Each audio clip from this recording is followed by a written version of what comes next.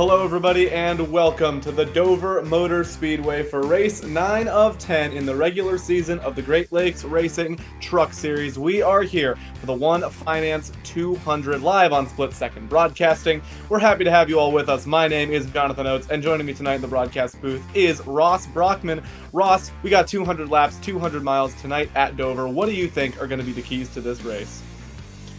Well, Dover is it's a fun racetrack. I'm kind of bummed I'm not behind the wheel tonight, but it'll be fun to watch these guys attack the Monster Mile. It's one of those racetracks where you have a little bit of options, which is awesome. You can kind of diamond the corner is one way that a lot of people will enter and exit the corner. We'll see that and kind of point that out tonight. Otherwise, you can run the bottom. You can run up high later in the run. There's some flexibility here, so it's a great driver's track for sure. Yeah, for sure. I think that versatility is going to be important, being able to run different lines as they come, so to speak, in and out of fashion. I've definitely, in my time on iRacing, seen this track get pretty wide. Drivers can move all the way up to the wall, or pretty much roll the bottom the whole race. I'm very interested to see how that plays out tonight. Also, we are getting closer to the playoffs. Tonight is the penultimate race of the regular season, which means after next Tuesday, our top 10 drivers will be set as they go off to fight for the championship. We'll keep you all updated on that as the night progresses, but for now, we've got a pre-race interview with Evan Snyder. Let's bring him into the booth.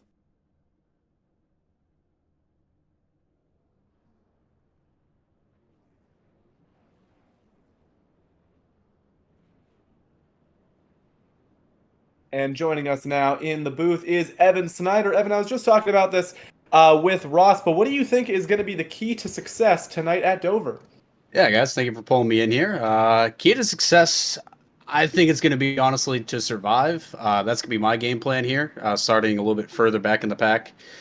But, I mean, if you can save tire and stay out of any wrecks or keep your car clean, I think you'll be pretty nicely set up to, move up some spots or have a good finish if you're up towards the front of the field. Yeah, we've definitely seen a mix this season between more green flag run races and races that have a little bit more chaos thrown into them. Dover really could go either way. What's the vibe out there on the track?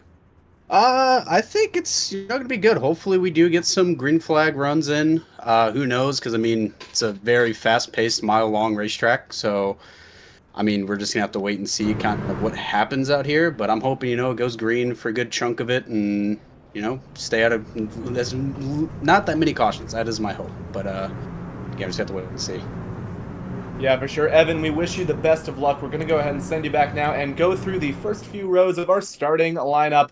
On pole, first time this season, it's the number 49 of Shane Neiswanger that'll be leading us to green, alongside multi-time winner Christian Peterson. Row 2, we have the 12 of Zach Henry. Alongside him is the 26 of Ashton Lawson. Row 3, Jared Duda starts to the inside of Gavin Fitzgerald with a great P6 starting spot. Next up, we have Chris Heller in the 11 and Hunter Manalinas in the 7 truck. Behind them, row 5, Jackson Sims starts to the inside of Terrell Baker. 11th and 12th, we got 11. It is Eric Kemp in the 63 and the 27 of Will Barbagelata. And starting the row behind them, Tony Manji lines up to the inside of Nicholas Caressel. I believe that is all we have time for as the pace truck has entered turn 3 now. He's going to lead the field through these high banked corners for the last time and make that sharp turn onto pit road. The field is in the hands of Shane Neiswanger as we get ready to bring the action from Dover. Here they come into the Geico restart zone. We are underway at Dover.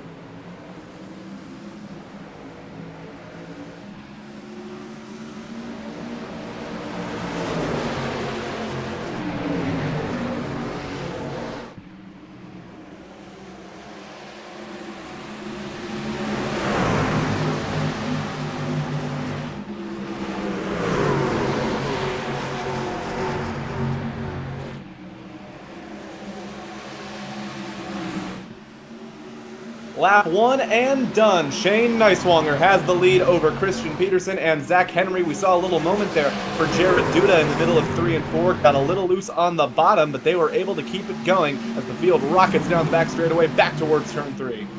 And you talked about it, like the start of the race, that the bottom is definitely kind of the place to go, and we're already seeing that. Everybody kind of trying to get there. Ooh, maybe Eric kept getting in the wall a little bit. Yeah, it's there's some options. Here's Heller jumping to the outside, but you could see everybody trying to get down to the bottom. I think that's the place to be at the start of this thing.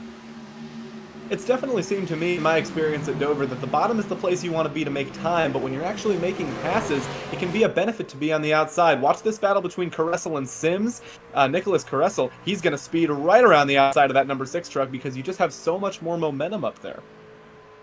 Yeah, it's pulls that pass off pretty easily, and maybe Sims just knowing to ride there. Looks like Manji's going to look to the inside of Kep here, entering 3. Try to wrap the bottom here. That battle is for P11. Tony Manji on the inside, going to grab that spot pretty handily. Looking further up the field, you see the number 11 of Chris Heller looking down the inside of Jared Duda. Duda, of course, winning a couple of weeks ago at Pocono, another oddly shaped racetrack.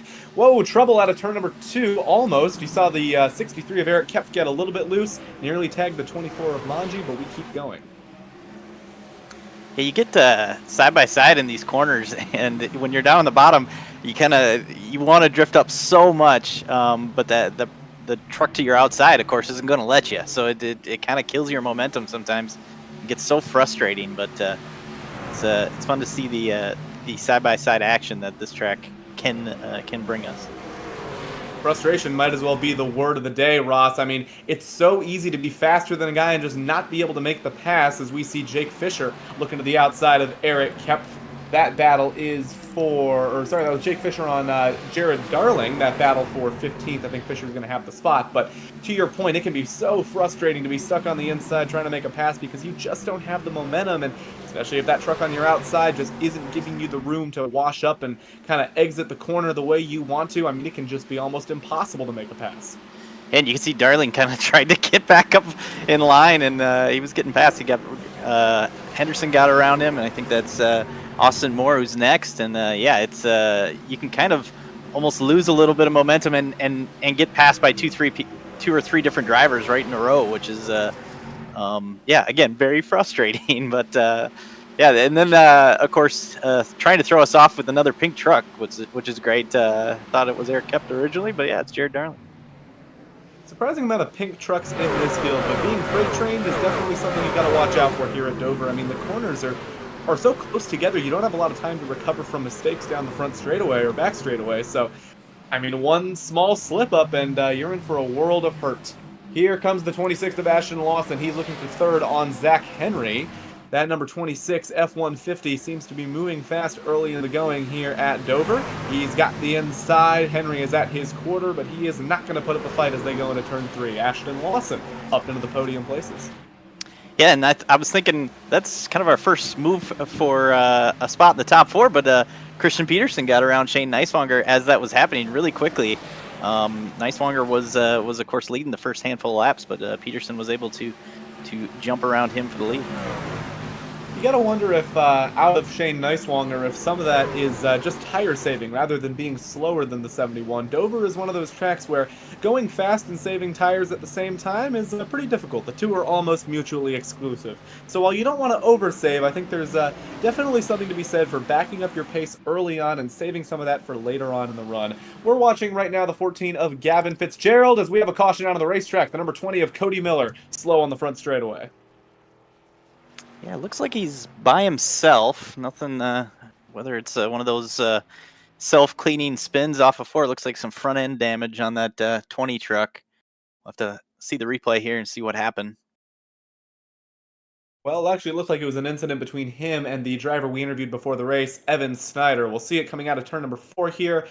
Snyder got loose and sort of hip-checked the 20 into the inside wall. That does happen here. It's really easy to...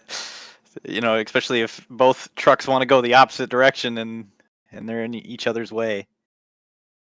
Yeah, you can get another look at it here. Yeah, Snyder just came down the track. I believe he just got a little bit loose out of turn 4. That's obviously a trouble spot. And Barney waves the caution flag. We are under yellow for the first time at Dover. Gives these drivers a little bit of a break after 12 laps of green flag running.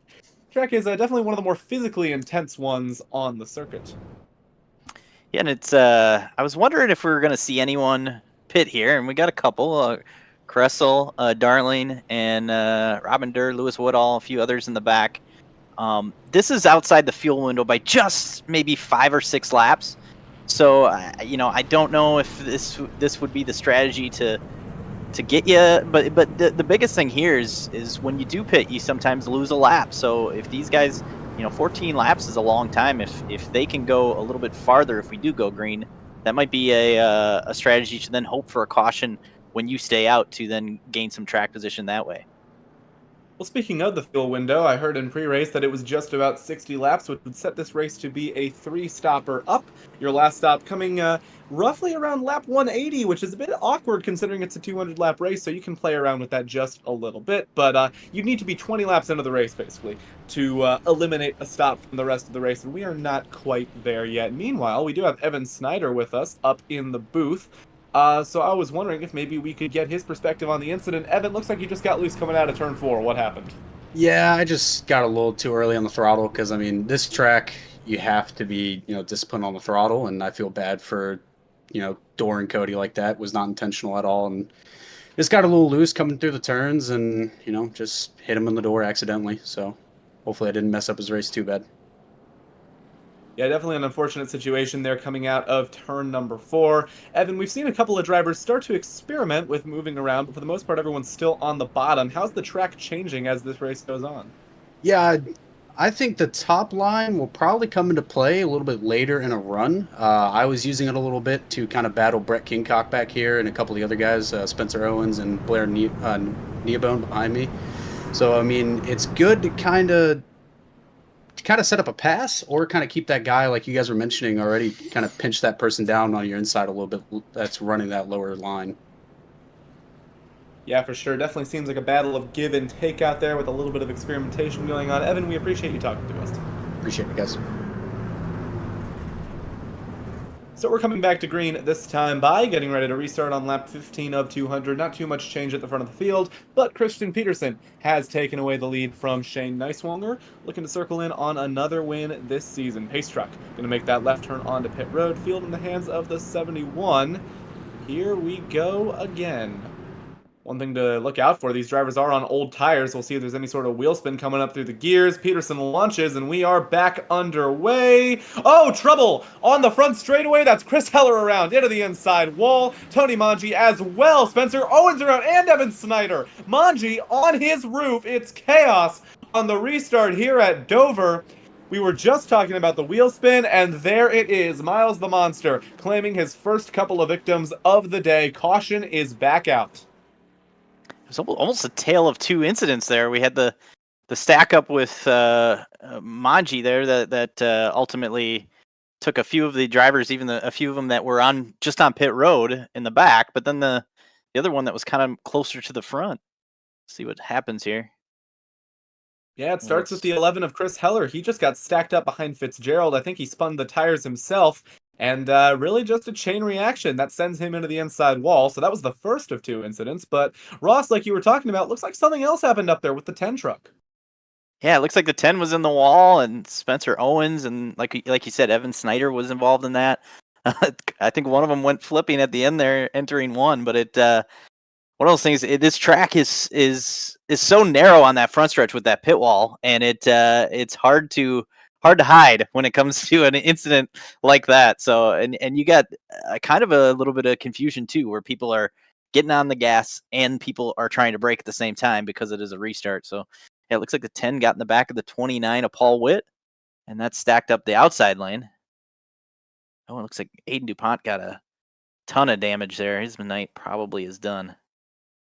Yeah, really just an unfortunate circumstance all around. Restarts at Dover, never easy to navigate. And that might shake off the playoffs a little bit. I was hoping we'd get a chance to talk about this as we get another look at the incident from the 23 of Spencer Owens. You'll see Hunter Brittle in front of him there, just, not really reacting in time.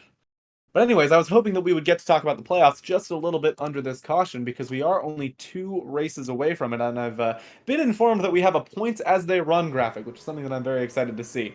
So, you can take a look at the standings entering this race, although maybe we should go up to the top 10. He was just wanted to show my name on there. in Okay. 44th. I think that's what. No, I'm just kidding. But yeah, here's our top 10, which I think going into this race we had Spencer Owens was up there in 8th, and now with being involved in one of these incidents here, that dropped him back.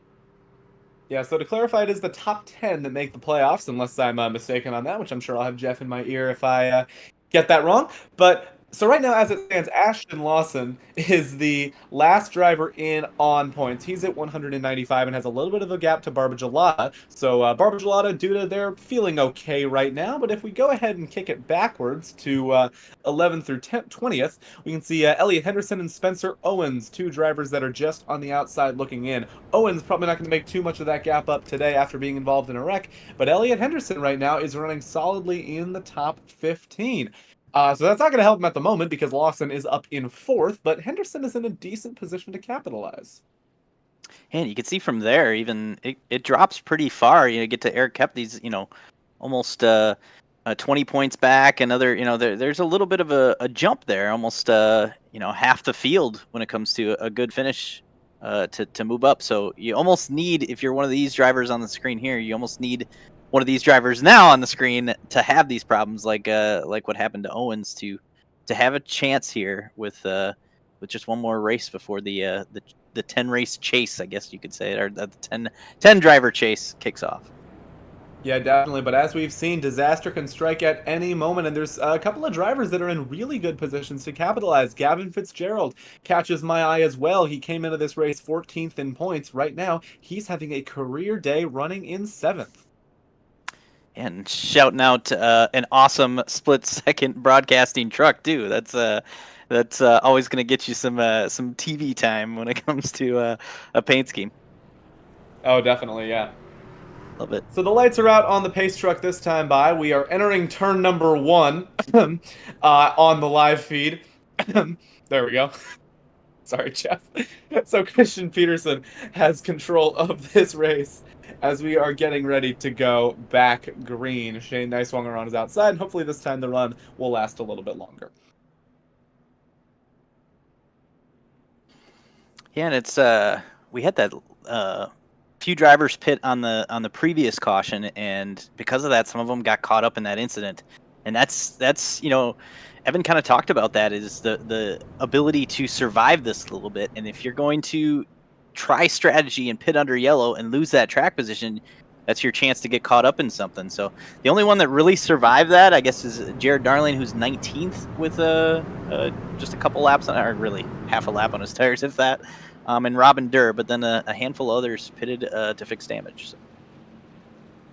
Yeah, definitely. You got to watch out if you're going to give up track position, because that puts you right back into the danger zone. Christian Peterson into the Geico restart zone is going to bring us back to green, and we are back underway at Dover, stacking up on the outside line again, but everybody keeps it straight this time. We are clean and green as we dash down towards turn number 1.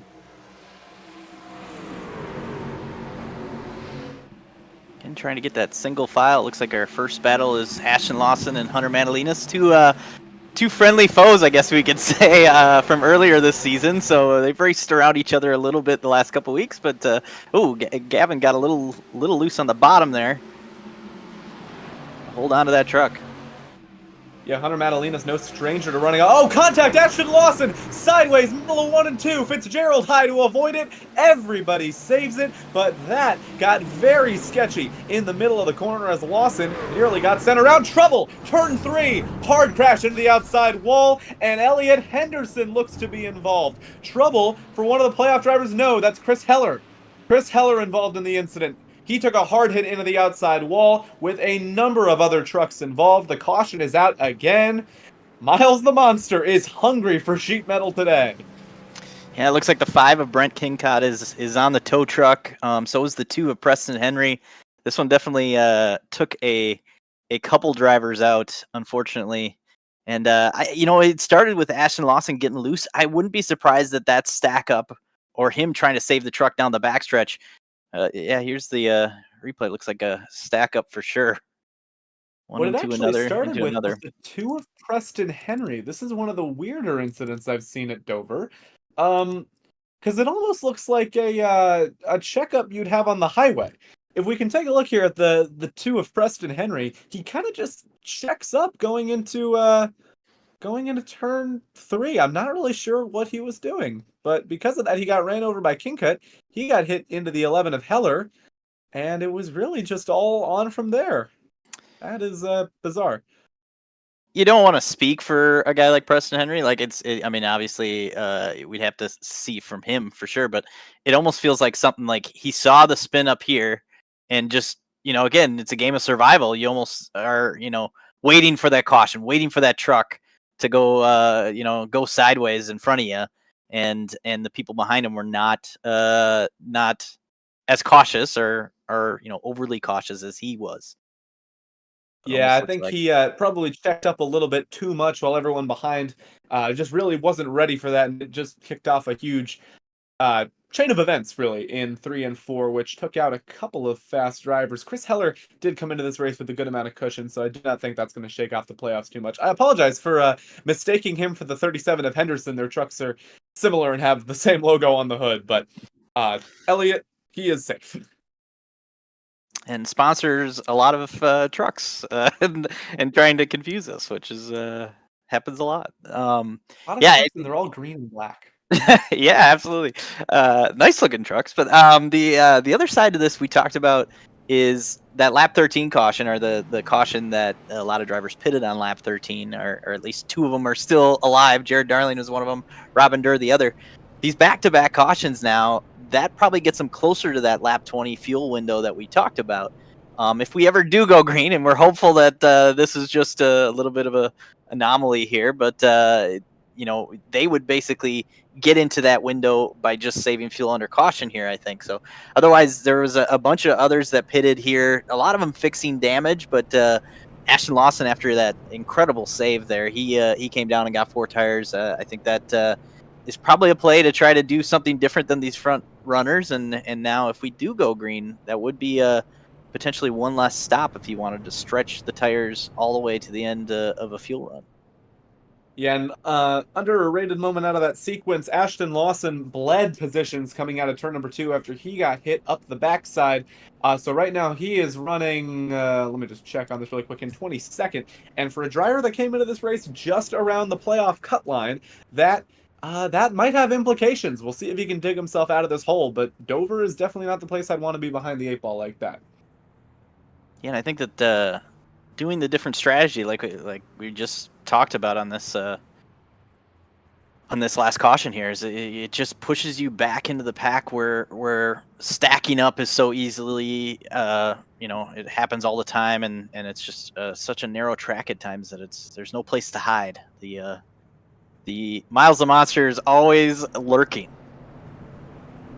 Yeah, the mid-pack at Dover is truly one of the more dangerous places to be on this Great Lakes Truck Series calendar. We are coming back to green this time with Christian Peterson leading the way. You gotta wonder if maybe there's a little bit of redemption that Christian Peterson is looking for here. Last week, he led 63 laps en route to a second-place finish at North Wilkesboro. It was Hunter Madalinas that he lost to. So now Peterson looking to avenge that second-place finish. He started second today, picking up where he left off, but he has been charging at the front of the field since then. So the pace truck is in. The field is in the hands of Peterson, who this time elects the outside line. That's different than we've seen in the first couple of restarts.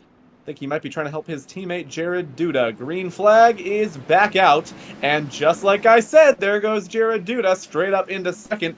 Those teammates working together well here. And it also worked out for Tyrell Baker on the outside. It looks like we got a slow truck, if that's 29 of Witt.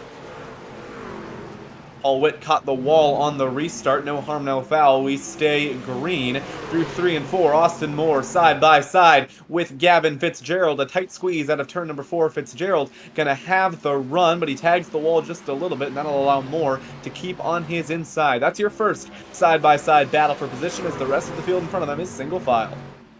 And Austin, he's been our hard charger so far. 14 spots up from starting in the mid pack. So definitely using up his stuff to try to get up there and get the track position. And yeah, here he is trying to pass for a top 10 spot.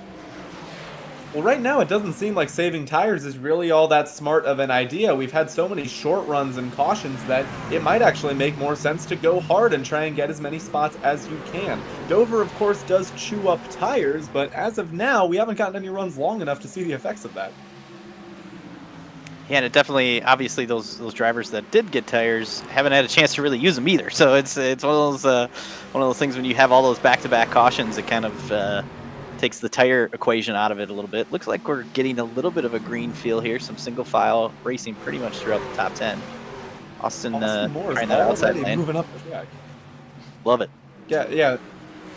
Oh, sorry, stumbling over each other a little bit here. But Austin Moore is already moving up the track and trying out some higher lines, trying to get some clean air on that truck. I think it's a little early in the run to be doing that as we see a slow truck here in 1 and 2. That's Michael Senzi. But I think it's a little bit early in the run to be doing that, to be really experimenting too much. But Austin Moore is keeping pace, and it looks like he's making it work for now. Yeah, up to 7th now. Yeah, some of these drivers in the back trying to that did get tires, maybe trying to use them up right now. It's also a mix of some trucks back here.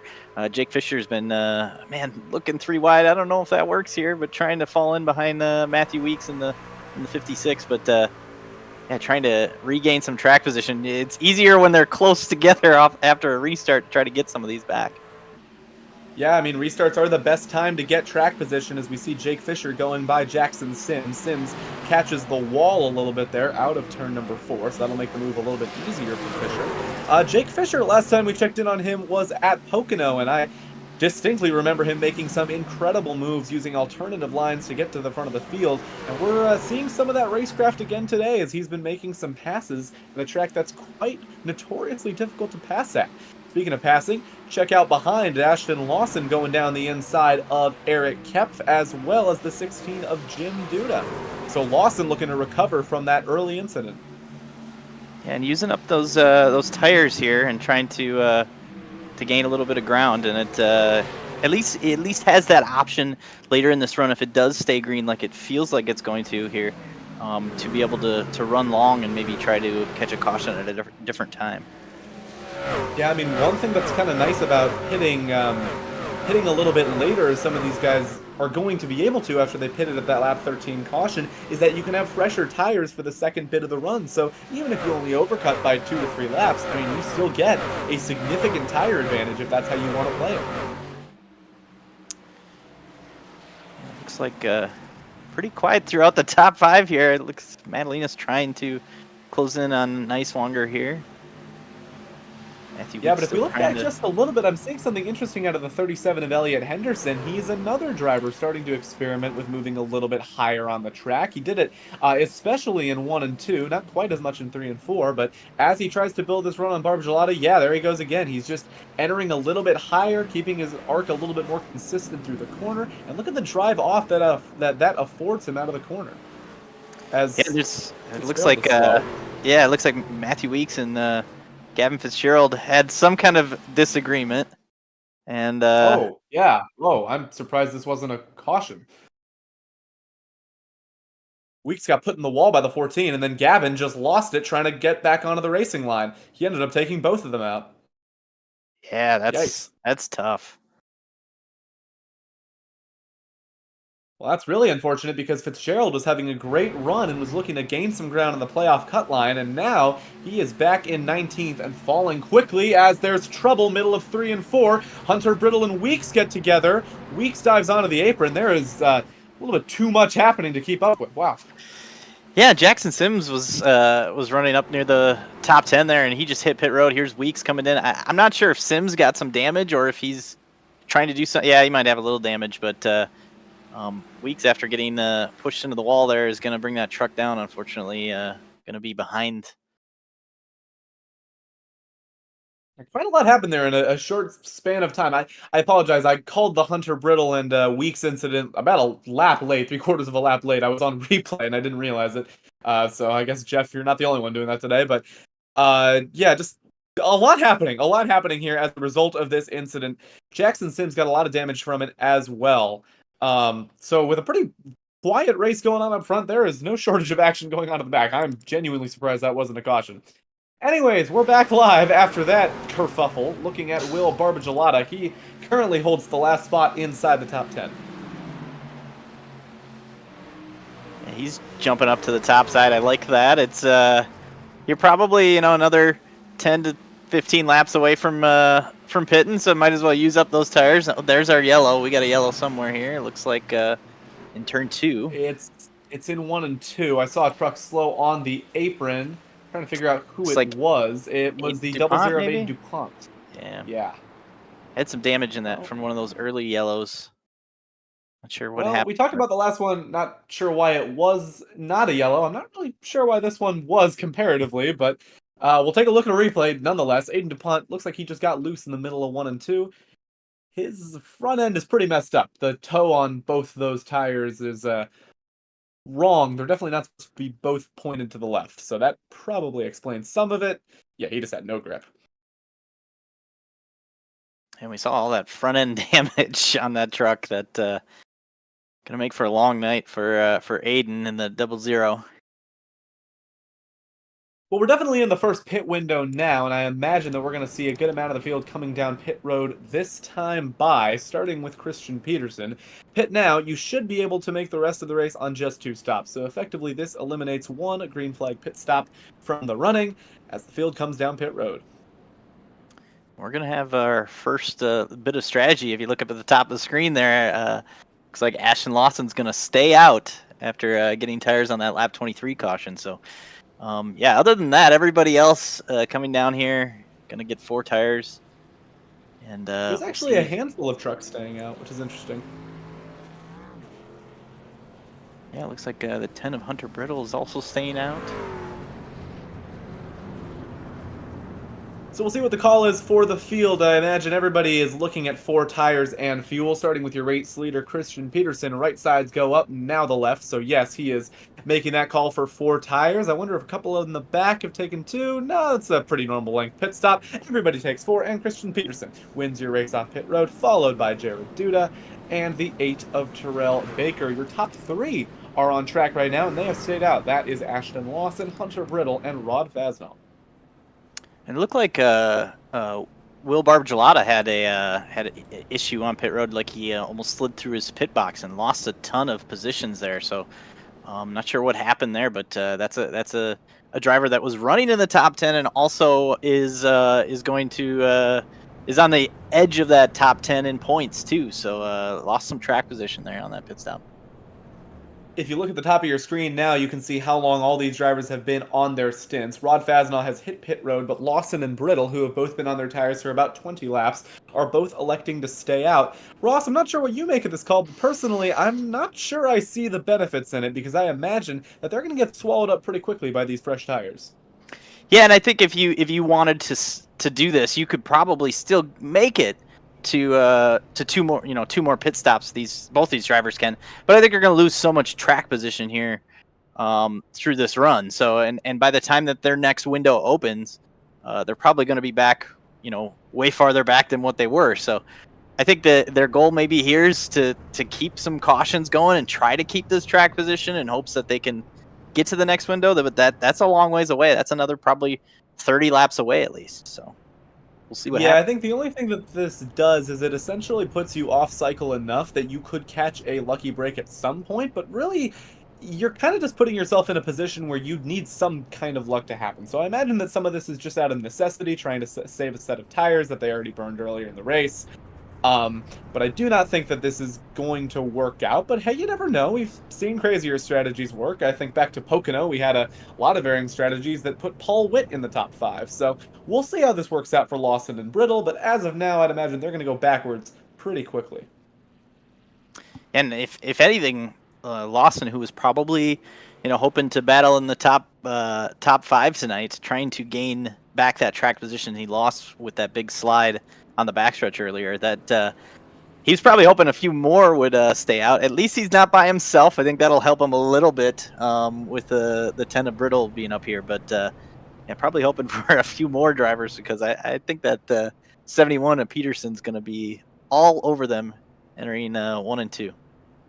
Yeah, it does make the restart a little bit more interesting, though, because we'll have someone different at the front of the field that everyone else is going to need to navigate. You got the teammates of Peterson and Duda behind, so we'll see which one of them can more effectively navigate this slower traffic.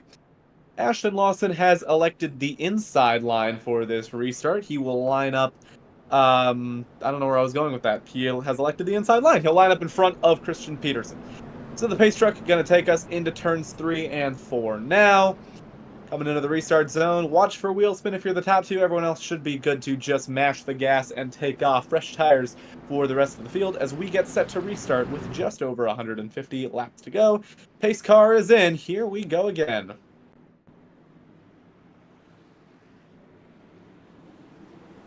Heading into the Geico restart zone now, we are back racing. And Peterson gets a good jump on the inside, so does Lawson. Brittle doesn't go really anywhere on the top. Madalinas cuts down to the bottom, nearly made it 3 wide, but he was clear of the 12 of Henry, so he was able to make that move. Down the back straightaway, Lawson's blocking Peterson. Peterson's going to move to the outside, and he is going to go clean around the outside of the 26. Christian Peterson back to the point as the field stacks up behind. Zach Henry sideways out of turn 4 into the inside wall. He'll spin down the front straightaway, and the caution is out again. It was another one of those little bit of a stack up, not on a restart, but on the second time through the front stretch here, and it looked like he maybe checked up a little bit and got hit from the back. We'll have to see a replay. It looks like the 49 of Shane Nicewanger is apologizing for it, but and just trying to listen to the driver chat. Yeah, I can definitely see where Shane's coming from, but to be honest, I think that was just a racing deal. You saw the 53 of Duda come down, kind of pressured Henry to go as low as he could, and Henry just got loose on the very bottom of the track and ultimately ran over by the 49 of Nicewanger. One thing I've noticed at Dover, and maybe we'll get an onboard here and I can point it out a little bit more specifically, but as you get all the way to the bottom of the track, there's that section of lighter tarmac where the rubber doesn't really get to, and that can be slick as ice on cold tires, and I think we saw the effect of it right there. Yeah, and Henry's another one of those drivers, just like Matthew Weeks, who's still working on his truck on pit road. That is 2 drivers that are 6th and 7th in points coming into this race. That they don't really need this to put any pressure on falling closer to that cut line on the 10th place spot. So, yeah, definitely going to see if they can get back into this and try to gain some points. If you get a night like this where you can have a lot of cautions, maybe you can still gain some points from other drivers' mistakes. But yeah, you hope at some point we get a green flag running, and that's really going to make it tough for these guys to get back in it. Well, I think now might be as good a time as any to go ahead and take a look at how the points have changed over these past couple of restarts, because we've had quite a lot going on in a pretty short period of time. So when we cut away from the replay here, I'd be interested in seeing what the points are looking like now. With Lawson up in second, it could be looking pretty good for him, but keep in mind that's kind of a short-term gain in terms of what he's going to lose. In fact, no, Lawson, I don't even see him in the top 10 at all. So Lawson maybe not having a great night. Yeah, but we see Matthew Weeks right back down to 10th now. He was 6th going into tonight's race, so that's definitely a tough night. Looks like over 6 minutes of damage was spent. He's 12 laps down, so yeah, tough way to potentially end his night and put a bunch of pressure on him going into the next race for sure. Yeah, Matthew Weeks has been fast all season, but he's been struggling to execute, and we're seeing a little bit of that again tonight. On the flip side of things, Jared Duda, who started out the season with a couple of struggles, has since then picked up a win and a string of top 10 finishes. He's right now sitting 6th in the points, but he's running in 5th. This could be a good night for that 53 truck to build up that cushion over the cut line. Yeah, definitely trying to run with his teammates up there in the top. And here's Lawson. He's sitting in 11th, but Henderson right behind him just with a couple points. But that's, of course, running up near the front right now for Lawson. So we talked about that strategy and where he's at. He's probably going to lose a little bit more track position here. So right now it's probably just a Band-Aid for a wound here, I guess, as he's trying to hopefully get back into that top 10 by race definitely. 10. Although on the flip side of things, Elliot Henderson is in 8th, only a couple of points behind Matthew Weeks with a lot of spots to gain. So for a guy like Elliot Henderson, who's had a quietly consistent season really since Daytona, this is a good opportunity for him to try and break out a little bit and run closer to the front of the field, especially with a lot of these drivers sort of taking themselves out. So Peterson going to take the inside for this restart. Lawson will line up on the outside. Terrell Baker will line up in 3rd. The lights are out on the pace truck now, which signals that we have 1 lap to green. I think we joked before previous week that Tyrell Baker in that 8 truck, he must have had a backup truck that they didn't put the stickers on. So, yeah, he's running up in the top 5. I thought that last restart, or the second to last restart there, he was up on that outside lane, and the bottom lane kind of stacked up, and he gained a bunch of track position, was able to get up into the 3rd spot. So that's and now with the move of Brittle being up there on the older tires, he got around him much better than some of these others and got some track position. I assume he's going to probably try to do the same here on this restart, try to get under Lawson and try to get by him to take over that 2nd spot. Yeah, Terrell Baker has had a pretty good season, but ever since winning Daytona has struggled to find a really standout run. But he's doing it tonight, running up inside the top 5, right now sitting in 3rd. So this could be a very good opportunity for Terrell Baker to back up that Daytona win. Pace truck is in. Christian Peterson going to lead us into the restart zone. That outside line driver, Ashton Lawson, is on old tires, so watch for wheel spin. We are back underway at Dover, and it looks like the field does a much better job this time of keeping everything orderly as we dash down towards turn number 1. And Lawson having to go to that outside lane, I think that was definitely going to be the tough on those older tires. He lost 2 positions right away. 3rd now entering 3, and it's going to keep going. It looks like Madalena's quite a bit as well.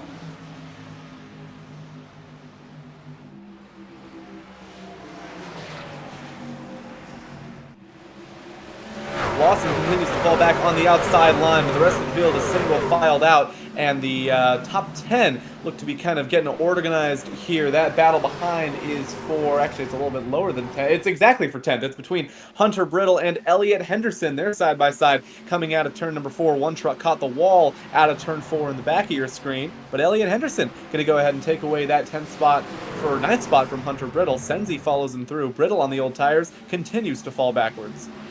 And it looks like Lawson's kind of trying to get out of the way. Oh, guard the wall! Shane Nicelonger got put in the outside wall after, I believe that was Lawson and Henderson. Oh, car on the inside wall now! And I think that might be Zach Henry?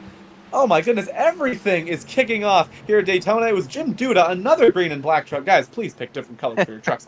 Jim Duda hits the inside wall. Are we good now? Are we organized? My goodness. Staying green too. Yeah, Nicelonger lost a couple spots there. I think Lawson was just trying to get out of the way, and then it just 3 trucks hitting the corner right at the same time, and it sent him up the track. And doesn't look like he's got any too terrible damage, but back up to speed. Brittle back here still falling. Yeah, Brittle falling backwards through the field, right now in 16th, poised to lose even more spots. Meanwhile, back up front, Austin Moore is on the prowl and looking for, I don't want to say more, but I have to say more. He's looking for more on the inside of Jim Duda. That's for 3rd. He cannot get the pass done out of turn number 2, but what a great day this is shaping up to be for Austin Moore. He's had a quiet season really all year with a couple of bright spots here and there, but he is really shining here at Dover. Yeah, and we talked about starting outside of the top 20 and 22nd and able to drive all the way up to 4th. It definitely nothing on strategy here either. It's been just driving up there. So definitely a guy to watch here and see if he can outrun Peterson or give him a battle here later in this race. Dover is quite a bizarre racetrack. I feel like drivers that you don't normally see up towards the front tend to find their way into good positions. As we say that, we might have jinxed him. Jake Fisher takes that 4th spot away from Austin Moore, who got just a little bit loose out of the 4th corner. And now Fisher slams the outside wall, so I really just don't have anything going for me right now. Everyone I talk about is messing up, but I think Fisher's got it, and I think he'll hold it this time by. But as I was saying, Dover is just such a unique track that a lot of times guys that you don't tend to see up towards the front are able to be quite successful. Yeah, it's one of those tracks that I think also the survival part of it too is, you know, you can sometimes have drivers that maybe are not as skilled that are still very smart and know, you know, have experience to know what they need to do to get a good finish. So it's like Nicewonger's back rolling here, still in it's still 11th, which isn't as far back as I thought he would be. After that little mishap with Lawson on the 3 wide pass. Barbagelata following in his tire tracks here. Unluckily for Shane Nicewonger, the right side of his truck actually doesn't look that damaged. It was quite a big hit in the outside wall, and I honestly expected a little bit more aero. But for the most part, that 20 or 49 truck looks all right. Not too bad for wear. Meanwhile, looking behind, Ashton Lawson is continuing to fall backwards. He's right now running in the 17th spot, but falling quickly into the clutches of Robin Durr. Robin Durr, another driver that we don't see towards the front half of the field all that often, but right now he is running solidly inside the top 20. So to your point, survival definitely benefiting some of these drivers that know how to manage a race. And some big names that had those issues on those first cautions, whether they're trying to get back up here or fixing damage. They're easier to pass when they're slower. But yeah, looking like Durr's trying to get around Lawson here on the older tires and running the bottom here. Yeah, we're not seeing too much experimentation with different lines happening at the moment. I'll check towards the front of the field, but it does look like everybody's kind of running the bottom as things stand. Durr is really struggling to make this pass on Lawson. He almost got into the left rear quarter panel of the 26, but that didn't seem to help him that much. He is still stuck behind Lawson on the older tires. Now he'll try moving a lane up as we got a slow truck in 3 and 4. That's the 64. He'll get out of the way. I think he's got damage. Yeah, he's been down about 11 laps, so yeah, now into the wall. Tough night for the 64. If I didn't know better, I'd say that was a right front tire going down on that truck.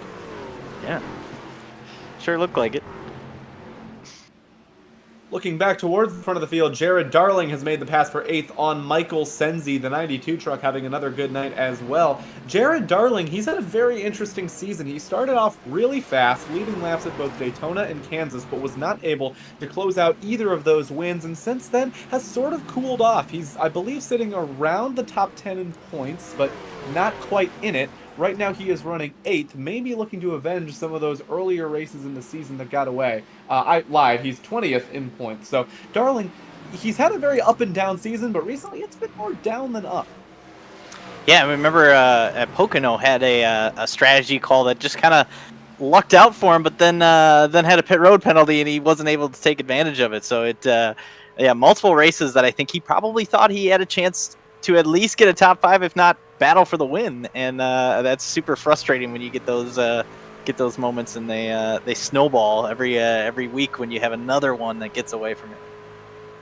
Yeah, the bad luck definitely seems to be just kind of compounding for Jared Darling ever since that Kansas race was, to be honest, stolen from him by some of the late race cautions that came out. But right now he is running inside the top 8, a very solid day for Jared Darling if he can hang up.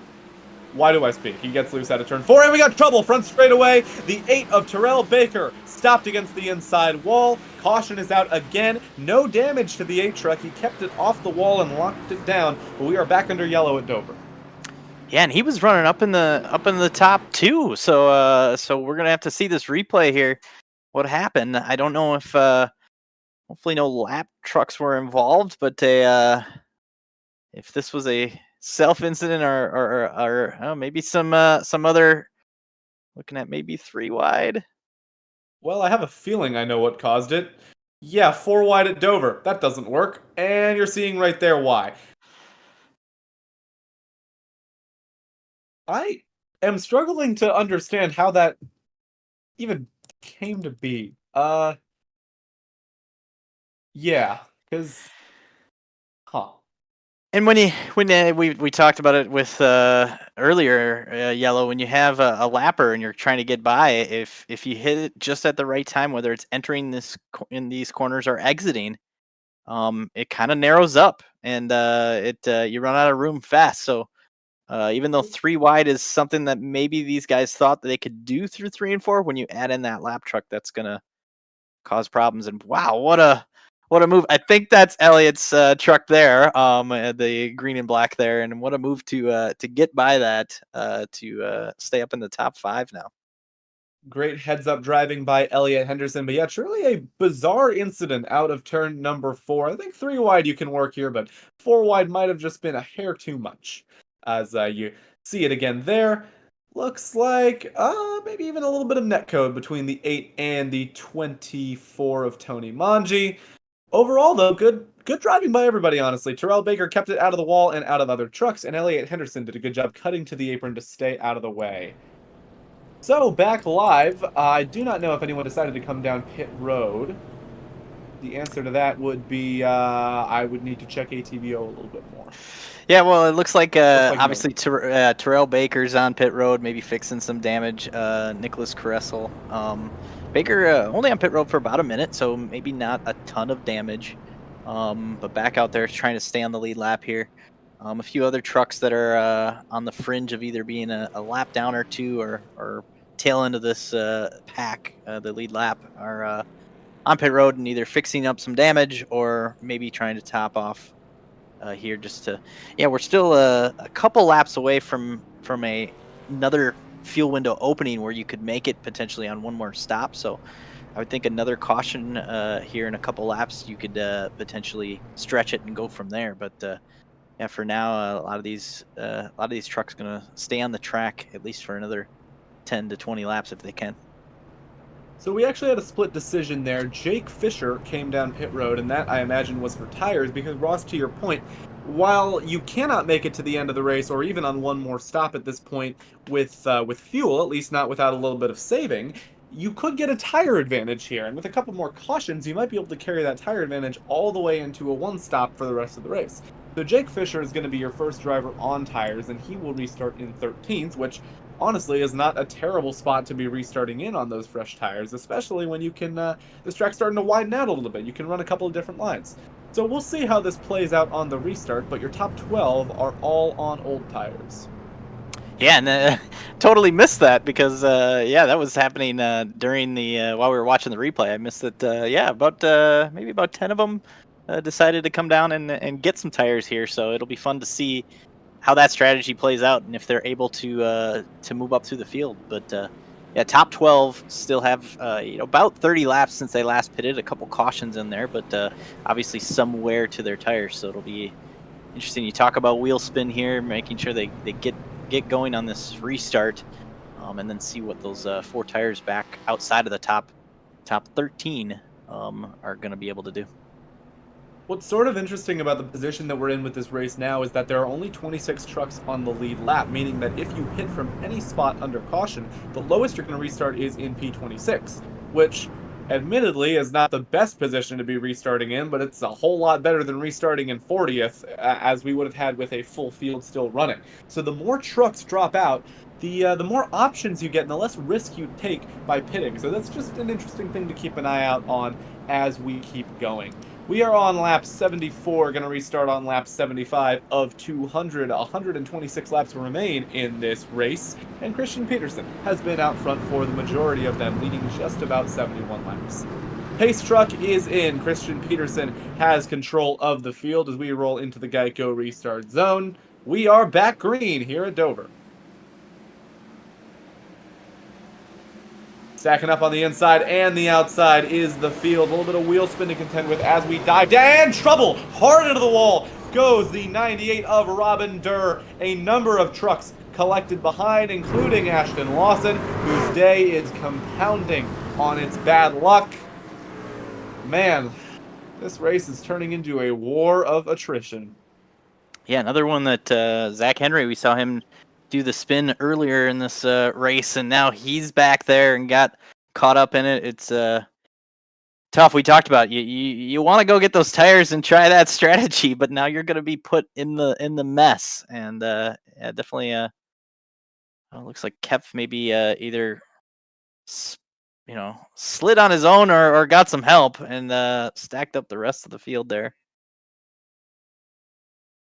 Jake Fisher, your highest running driver on fresh tires, was able to avoid it, and it doesn't look like too many drivers will have too much damage from this, as it was a fairly low speed incident just off the restart. Of course, Robin Durr not included in that list as he got sent into the outside wall at just about Mach 7.5. So the caution is back out shortly after the restart, which seems to be the theme of the day. For that incident, yeah, you can just see everyone's kind of stacking up on these restarts. It'd be pretty slick out there. What a hit by Robin it Durr. definitely kept at a just abrupt turn there too, so it's definitely seemed like he had some help behind him. But that's just a product of a restart, like we talked about on the earlier restart. Some trucks are trying to stop, some trucks are on the gas. It's a restart. That's second nature for everybody to get going. So looks like maybe Lawson's on his back bumper here, and yeah, gave him a little bit of help into Paul Yeah, Witt. hard to pin the blame on really any one driver. I think that's kind of just the product of old tire restarts and whatnot. Not too much you can do about that. Nice job by Baker getting through that. Kind of seas parted, and he just jumped right through the middle. We've got a couple of drivers commenting on the attrition factor that is coming with this race. In fact, something I didn't think about is that actually we're on a 1 hour 55-minute time limit, which means we only have an hour left to finish the remaining 124 laps of this race. So Jeff, I don't know if you have something for that on the ticker, but at the pace we're running now, we're only going to get to about lap 140 before we effectively have to call a race for darkness. I'm not sure if that's the right term to use, but we're going to call it that. Yeah, and it's something that's been at least noted in this series before, where the clock is something you have to pay attention to. Don't know if anything recently has gotten to a point where the time has ran out, but there has been moments where you start doing the math, and if we keep up this pace, we're not going to get to the end. But most of those situations, it does get a green flag run at some point. So hopefully, fortunately, you get some attrition. Maybe there's less trucks out there to make mistakes and have those problems, that we can get some green flag racing in here. Yeah, we're hoping to get a run in here soon. As of now, we are still kind of just working our way through these cautions. We'll have races like this, especially at Dover. It's a hot day out in the sim as well, about 83 degrees Fahrenheit ambient. Cool winter day that is quite hot and muggy in the state of Delaware. Well, it's actually not that hot comparatively, but iRacing wise, you can only get to 90. I don't know if there's a conversion there, but we're basically 5 degrees.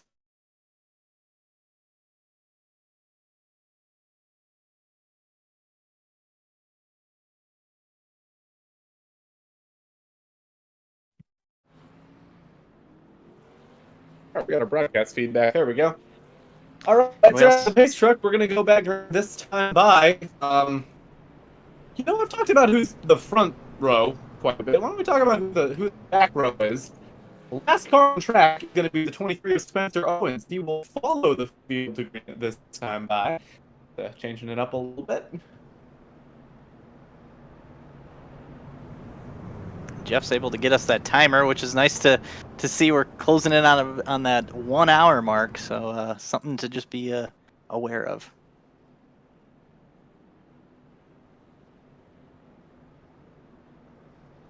Gonna have just about 121 laps to go as we go back green this time by. The pace car has led a significant amount of laps today, but I believe he is going to make that hard left turn onto pit road now. Your top four are Peterson, Duda, Madalinas, last week's winner, and the 91 of Austin Moore, having, once again, a career day running up inside the top 5. All right, pace truck is in. Here we go, boys. Christian Peterson back into the restart zone, back on the gas. We're back underway.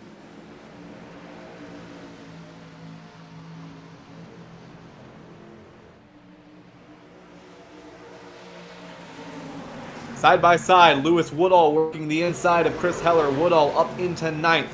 having one of the best races he's ran all season. It's been a down year for the 13 Pepsi truck, but he is putting together a great race here tonight, running up inside the top 10. Out of turn number 4, Woodall going to use that momentum from the high side to keep the spot. Here comes Jared Darling, 3 wide on the inside, but he's going to lose the run as they go through 1 and 2. Lewis Woodall all the way up to the fence, and Darling going to clear them both. Nice move by Jared Darling up into the top 10. And he's one of those drivers that last pitted just about 10 laps ago. So trying to take advantage of those tires.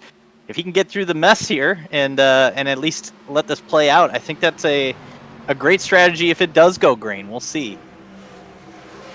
Yeah, Jared Darling continuing to make up spots. He's working down the inside of Matt Durr now. That bright orange truck on the left side of your screen. The number 1's next victim. Jared Darling moves his way up into 7th. Sets his sights on Shane Neiswanger. In fact, he doesn't need any time to set up Shane Neiswanger. Trouble out of turn number 4. And I believe that is... Oh, I forgot who the 29 truck is. Paul Witt. Paul Witt around on the front straightaway. We're back under caution. Kind of up and down. I see our graphic here has highest of 12th and then also fell to the back a couple times. And yeah, we'll take a look. That front stretch has been it's been our spot tonight. It's so narrow. It looks so narrow when you're driving down that front stretcher. This might have been the back stretch. Or this is entering 3 and 4. It looks like here. You got to get the context. Yeah, 3 wide in the through 3 and 4.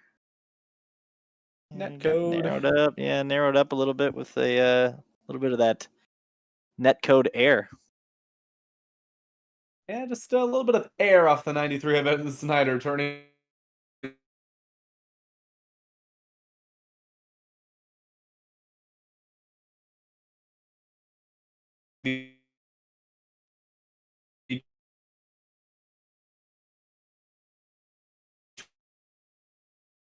Truck around. That was pick up as he went around and then quickly came back down. But yeah, back under caution here at Dover for another single car spin. This time the 29 of Paul Witt.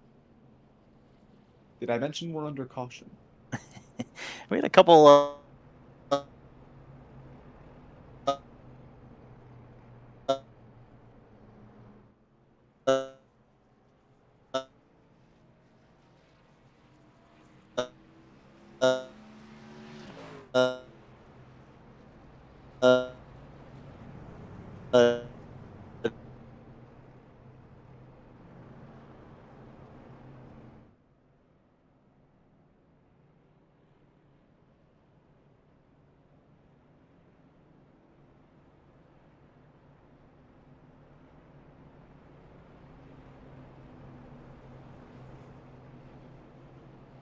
Are we all back? Now it's my internet going down, so I don't even know if I can be heard right now. I got you. You got me? I got you. Jeff? Hi.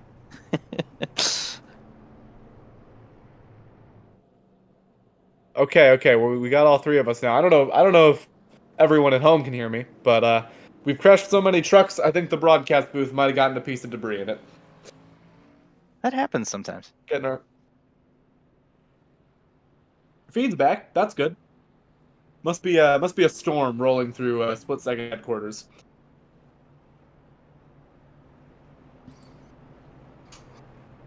Okay, I think we're all back. Welcome back. We're back live. We got 55 minutes left here at Dover. We are working lap 86 of 200. We have 115 laps to go. We have been under caution for a majority of this race. Christian Peterson is out front and leading after he finished second last week at North Wilkesboro. Your winner from last week at North Wilkesboro is Hunter Madalinas. He is running in third. More on Madalinas is that he is currently your series points leader by 34 points over Christopher Hiller. Christian Peterson, who missed 2 races at the start of the year, is currently 5th in points, but has arguably been the driver of the year, picking up 2 wins as it stands and looking to pick up a 3rd tonight. And I'll be interested to see if Madalinas can get up here and potentially battle with Christian Peterson. I think Jared Duda, we've seen this out of the teammates up front here many times this season where both of them are fast. I think sometimes they kind of give each other some breaks, which is smart. It makes sense for both of them. But for us at home, we want to see a battle for the lead here. So we'll see if maybe Madalinas or Austin Moore, who's been the fast truck all night, flying up through the field. See if they have something for these front runners. Yeah, we'll see if Manji Motorsports can ever relinquish their control on this race, but as of now, it's really not looking like it. The 71 and 53 have been the class of the field all night, and while I'd like to say that's only short run pace, seems like that's the only pace that matters. So down the back straightaway, under caution, we are working lap 87. We will restart with 113 laps to go, if I'm doing my math correctly. Maybe sort of a reset here. We lost the broadcast booth for a little bit. We brought it back. Maybe this is the a new beginning for this field. We'll see. We'll have to wait and see. Pace truck going to take us into turns 3 and 4 now and make that dive onto pit road. It is still Christian Peterson. It's been Christian Peterson at the front of the field pretty much all night. But can anyone get up there and challenge him? Hunter Madalinas is certainly looking eager. He is all over the back bumper of the 71 as we enter the restart zone and take back the green flag. We are back underway at Dover. Again.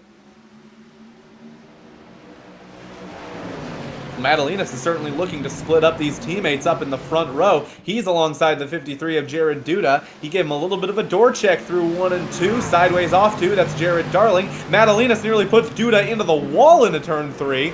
He is already getting his elbows out, trying to break up those teammates running 1 and 2, but Duda has the advantage of the outside line and holds on to that spot. Don't look now. We also have Barber Gelada on a little bit of fresher tires than these top 5. He's been able to get a couple good restarts here, and I think he's going to be trying to get to the outside here of Madalinas. He's going to be making some noise with those fresh tires here. Not far off is also Terrell Baker. And there he goes. There goes the 7. We're under caution again, and this time it's at the front of the field. Hunter Madalinas got turned around coming off turn number 4, bringing out our nth caution of the night. Yeah, fresh tires right behind him. Very hungry fresh tires too. So I think it one of those ran out of room coming off of turn 4, and our points leader is spun out on the front stretch. Huge championship implications, to quote Rick Allen. May he rest in peace. He's not dead. He's just not commentating the Cup Series anymore. And yeah, you saw Barb's trying to get to the outside, just hit the right rear of Madalinas. Kind of just committed to the move. Madalinas did as well, and hey, there's not enough room for you both to be doing that. It was Madalinas who got the short end of the stick.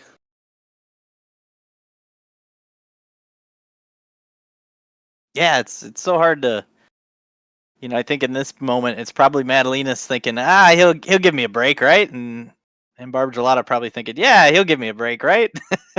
That is common in a lot of these racetracks where you exit the corner and everybody wants to use the whole racetrack. There's going to be something in the Dover air tonight. As Christian Peterson and Jared Duda are hitting pit road, and I'm saying that in that tone of voice because I don't know why. We've had a lot of caution so far, so it doesn't really seem like it would make sense to give up this much track position, but perhaps they saw the pace out of the 27 and decided it's better to get this out of the way now than later? Ross, your thoughts? Yeah, even with the cautions, they maybe could have gone another 10 to 15 laps, so I guess they're probably thinking that they're going to have to pit anyways in 10 to 15 laps. Do you do it now and just make sure you're set? But yeah, they probably did see that 27 sneaking up there and was probably going to break them up at some point. And this is probably a little bit of a reaction, but that's scary to do when you're a leader. You want to be able to take as much advantage of that track position when you can, because we've seen these drivers pit and then get caught up in something multiple times tonight. Yeah, definitely. The only thing I wonder is if they're going to have the time to make it back up there, and I really do mean that in 2 ways. Number one, their tire advantage isn't going to be as much as what Barber Gelada had. His was on the upper end of 20 laps. Theirs is going to be about 18, most of which have been ran under caution, whereas Barber Gelada got that one semi-green flag run to work in that advantage. But 2, we are still on a time limit. There's only 50 minutes left that we can run this race, and we haven't even hit halfway yet. So the question is, are they going to have to pit again, or is this race going to time out before we even need to do that? I would obviously hope not, but with how this has been going so far, I really wouldn't count on this race going to the end. Yeah, and a fuel run. If you gotta start doing the math as far as how many minutes we should, I can maybe do a little bit of that math on our next caution. But it's all those things. I think that if it went green, you're probably not gonna go 49 minutes on a tank of fuel, but you got to start thinking about where that number is, because if we continue with these yellows, we're not going to make it to the scheduled distance, which is yeah, going to make it a little more interesting of a finish here if we're timing it out. Yeah, if there's any IMSA drivers in the field, it might be a good time for them to start getting their strategy hats on, because this is certainly not looking like it's going to shape out to be a conventional race. If we didn't have this time limit, I think it'd be different, but because of this time limit, there's an added uncertainty in the air. How is this race going to finish? No one can really say. We're kind of up in the air, almost as if we're racing under the threat of rain. So I think the lights are going to go out on the pace car this time by, at least I hope they do, and we're going to go back green. Christian Peterson is no longer your leader. He's down in 17th. It's William Barbagelata who is going to lead the field back to green. He's been on these tires for 22 laps, so that's going to be a 22-lap advantage that Peterson and co. are going to have. One other thing to point out, though, he's not the only driver with fresh tires in the field. In fact, if you look back at 9th place Matt Durr and 11th place Lewis Woodall, both of those drivers have 9-lap-old tires. So they're about, what's the math on that? 13 laps? Yeah, 13 laps fresher than Barbagelata and Baker and everyone at the front of the field, but they are older by about 7 laps to Christian Peterson. So a couple of strategies kind of converging here, and of course if this goes green, that's a completely different story. We'll have to see how it all plays out, but the main thing to look out for is that the 44 truck is going to be faster than your top 8, while Baker and Barbagelata are going to be slower than 17th on back Christian Peterson. So just keep that in mind as we go back green. Pace car is in as Austin Moore blinks out. We are getting ready to go back green here at Dover. Field in the hands of William Barbagelata. The 27 truck enters the restart zone, and he is back on the gas, up through the gears. We're back racing at Dover.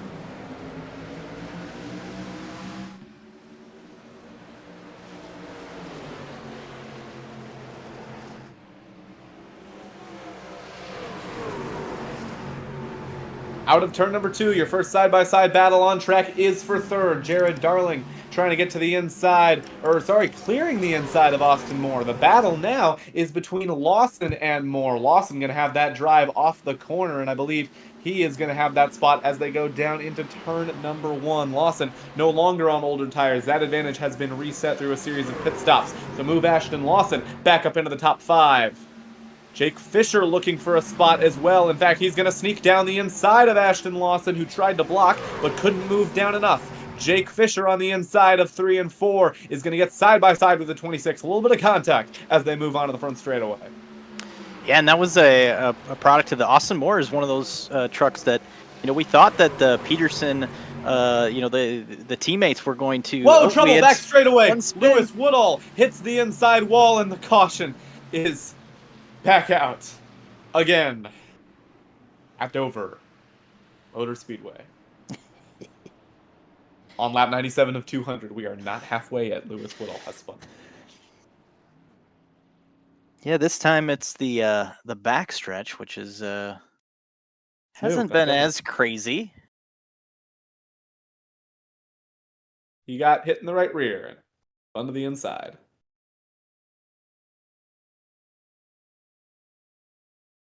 He's British.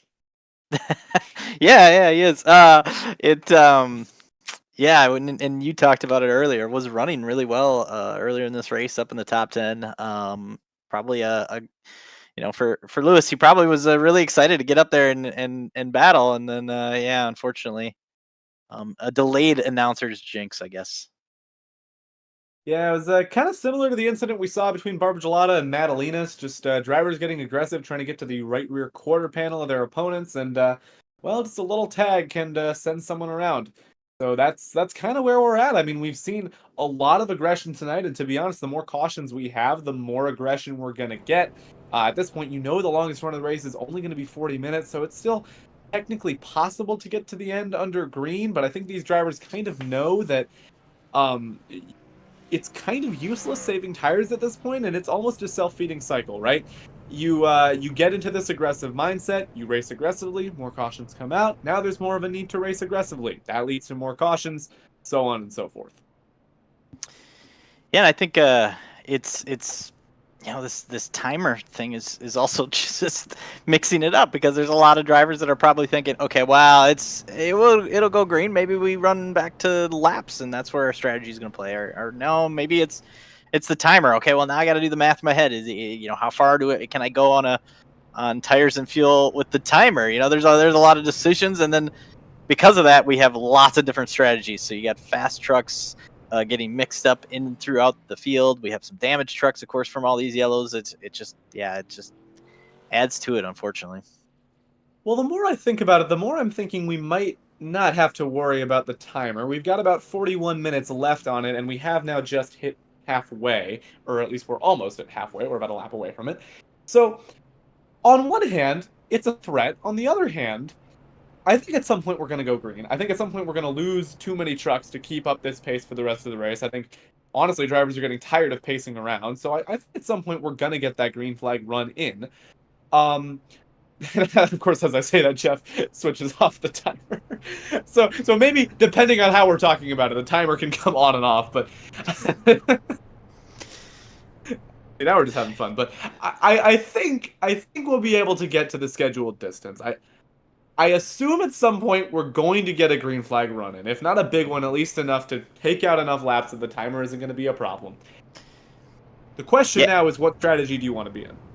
Yeah, and I just did a little bit of math, just kind of looking at the lap time under green, and I would say, just quick math, 100 laps, which that's where we're at, would take about 38 minutes. So if we are able to get going green here, we could probably get it done. I think another caution period or two, and then we're going to be in trouble. So that's just my rough grade school math, but we'll see where it plays out. But it might be kind of fun to see how this strategy plays out and how this race ends, because we've seen it in real life with the rain threat or the darkness threat. A little bit of a unknown can really make for some exciting racing, as long as we get some racing in. So let's hope we can keep it green and try to see if we can beat the timer, I guess. I did kind of forget that a lap here is 23 seconds. So I think you might actually be right, but I think it's not drastic. I want to say we'll get to around lap 185, 190. There's some math I could be doing right now, but I don't know. I don't really feel like doing that. But I imagine we'll get to around lap 180-ish at the minimum. To the point where I think everyone has to pit once more. I think that's the real issue, is that everybody needs to pit one more time, but I don't think anyone wants to bite the bullet just yet. So we'll have to wait and see. I think, if anything, Peterson and co. are probably on a strategy that can take them to the end, but it just depends on how long the fuel is being stretched out under caution. So Will Barbagellata is going to lead us back to green. He has inherited the race lead after a series of things. Into the restart zone we go. Oh no. Okay, stack up inside and outside line. I think Terrell Baker tried to time it. That did not really work, but somehow he didn't wreck, which I'm kind of impressed by. Barbagellata leads the field through 1 and 2. Baker is narrowly able to hang on to second, as Darling not able to get that pass done on the inside. Now Fisher going to have the run on the outside.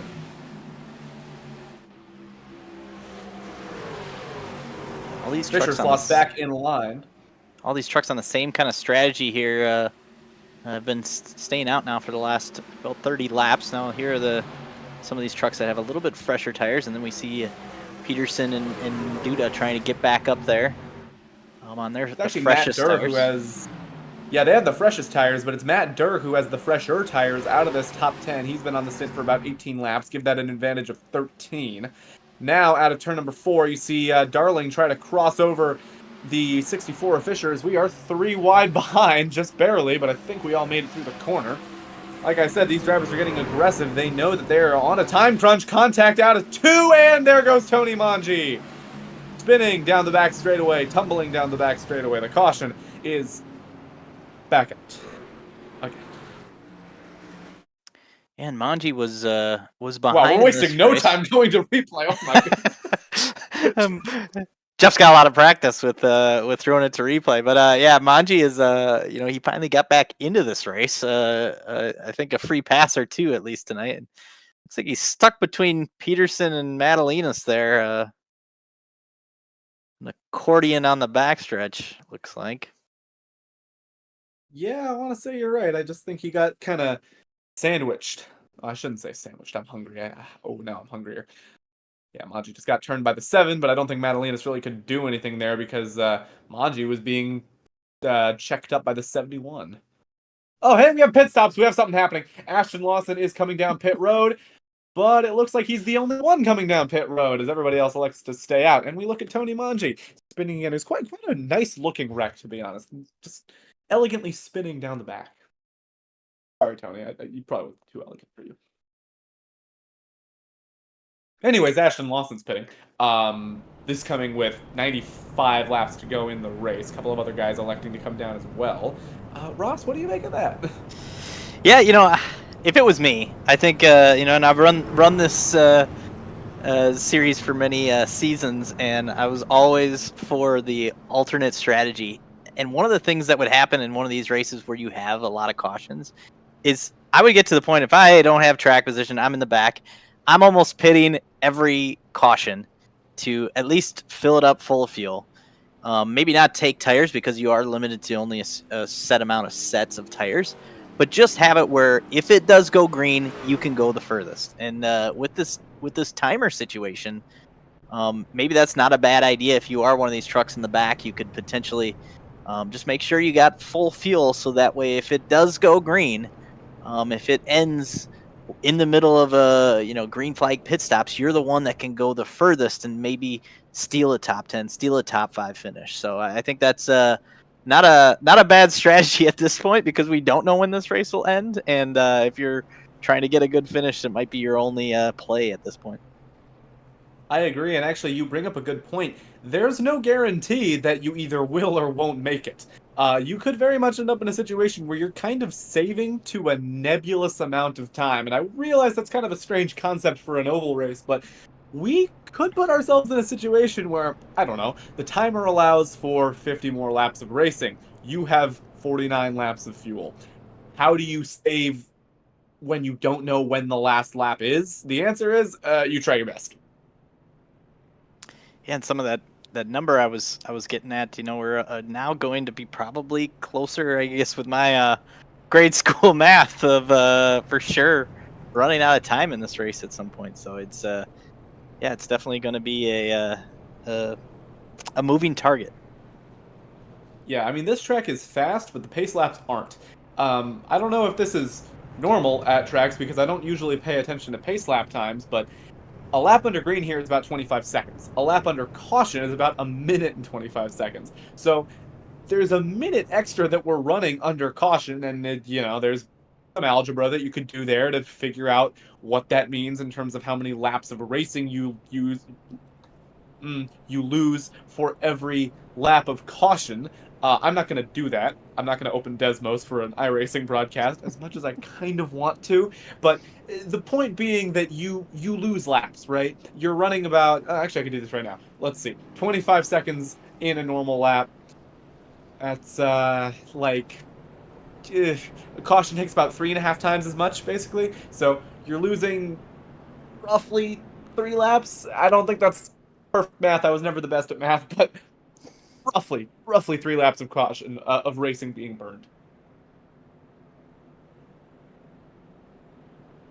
Yeah, I'm excited to see how this. I think I definitely hope we get a green flag run, because I think that would make it even more interesting to see where some of these strategies will merge and where the timer ends potentially if that gets thrown into there. Yeah, I mean, we're not racing to the end of this race. The race is ending. The race is racing to end, basically. Pace truck is in. Let's just see what happens. I'm not entirely sure. I don't think I've been in this position before. So hey, We're watching this for the first time, and so are you at home. Green flag is back out, and we are back underway at the Dover 2 hours. Will Barbagelata is leading us down into turn 1 once again. Terrell Baker is clear for second. Jake Fisher is looking to get around him for third, with Jared Darling up in fourth. Your top 4 are going to go single file, as fifth on back is where the double file action is. Yeah, Matt Durr was able to clear for fifth, and he's one that has a little bit of fresher tires. And so see if he can take advantage of that. But here comes Duda. He's looking to the inside there. Got even fresher tires. He's doing a little bit better getting through the traffic than his teammate Peterson as far as trying to get up there and get back to the lead here. Yeah, I was just about to point that out. Jared Duda is making quick work of these slower trucks, while Christian Peterson seems to be mired back just a little bit. Right there, Duda just put 2 more trucks on his teammate. Now he gets loose out of 4, so that'll let Peterson close the gap a little bit. Contact into turn number 1. Durr is sideways in front of the field, and he saves it. Great save by Matt Durr. Now Jared Duda starting to lose spots a little bit. That'll let Peterson close back up as they're 3 wide behind going into turn 3. Hunter Brittle on the bottom, Henderson in the middle, Matt Durr falling backwards on the outside. Madalinas gets cleared by the 71 of Peterson. Those fresh tires are up to 5th and 6th and gaining time on your top 4 as Jared Darling looks to make a run at the inside of Terrell Baker for 3rd. Yeah, you wonder, you want to be able to try to jump up there with those fresher tires as Fisher's going to get to 2nd here, and I think these guys, Baker and Fisher, were all over Barbagelata for the first couple laps of this restart, but then they started racing each other, and Barbagelata is able to get away a little bit. We'll see if one of these guys can I guess Fisher can reel back in Barbagelata. Yeah, I'm just trying to that was fun here, right? That was bad. Your top 4 are on the same tires, by the way. They've been on this stint for about 42 laps, which theoretically means they need to pit in about 20, but I'm pretty sure we're running much longer than that with how many cautions we've had. Behind them, you see the one of Jared Darling up the track a little bit. He's one of the drivers on fresher tires, but not fresh tires. Or actually, no, he is not. Sorry, he is on old tires. So the advantage between your 2 groups is about 20 laps. Jared Darling's been on this stint for 42, gets loose at the turn 4. Meanwhile, Jared Duda and Christian Peterson have been on the set for about 20, and you're seeing that advantage, sort of, but it's definitely not as much as it was at first. Yeah, it's interesting to see Duda in front of Peterson here, because it's has been the other way around multiple times this season, and it's fun to see the teammates race each other here. It looks like to the outside of Darling. That's probably going to be the move. Oh, Darling gets up the track a little bit, running out of room.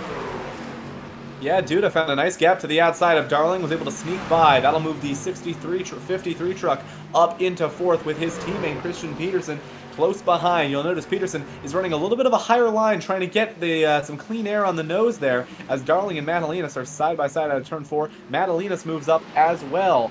And correct me if I'm wrong here, but yeah, Hunter Madalinas is another driver who is on those fresher tires, and he is charging. Madalinas and Peterson have been 2 of the drivers towards the front of the field all season, and they are getting a chance now to duke it out on track as they weave their way through traffic. And he's not letting the Manji Motorsports drivers take control of this race as much as they probably like to, or they did earlier in this race, as Baker's way up the track there.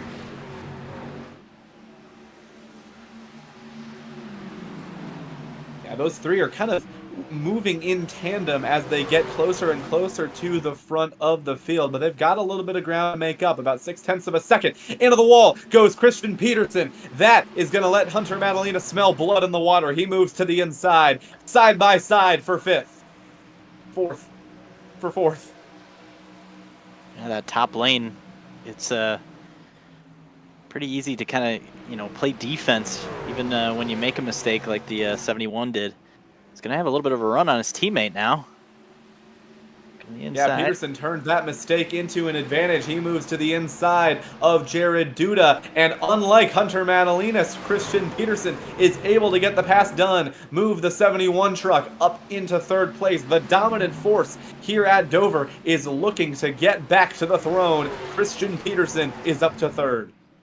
That's probably a little too dramatic, to be honest, but good soundbite.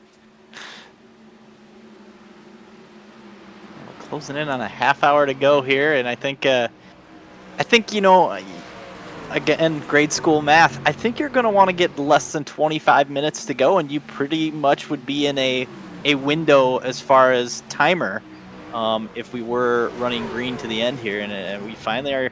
I don't want to jinx it, but maybe I already did. But trying to keep this green flag run going here, because I still think you're going to probably need a pit stop. Definitely those guys in the front, those front two, Barber Gelato and Fisher are going to, and then some of these guys in the back that have stayed out longer. We got a side-by-side battle here with Kept to the inside.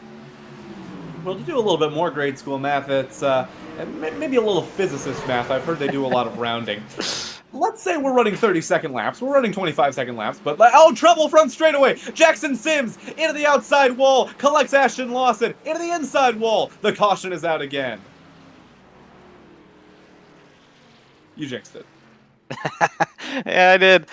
Yeah, one of those moments of again getting into each other and one going for a ride on the front stretch. That has happened multiple times tonight. So I think the call now is pit. With about 25 laps to go on the restart, you can roughly 2 laps per minute. That's not accurate. It's a little more than 2, but with 25 to go, you'll get around 50 laps. With a few cautions thrown in there, pit now, I think you're good to the end, and we essentially reset the race. But that's, of course, just my my armchair math. I think the actual math could end up being a little bit different. Let's go ahead and take a look at a replay of what happened here to the 6 of Jackson Sims, the newest victim of Miles the Monster. Oh, and as I predicted, the field is coming down pit road. So, here we go. Coming out of turn number 4, Hunter Brittle gets a little bit loose, tags the 6 of Sims. Sims seems like he just kind of overcorrected it, back up into the wall, collected the 6, or rather, tagged the 26 of Ashton Lawson, and ultimately ping-ponged, I don't think that's a verb, back into the inside wall.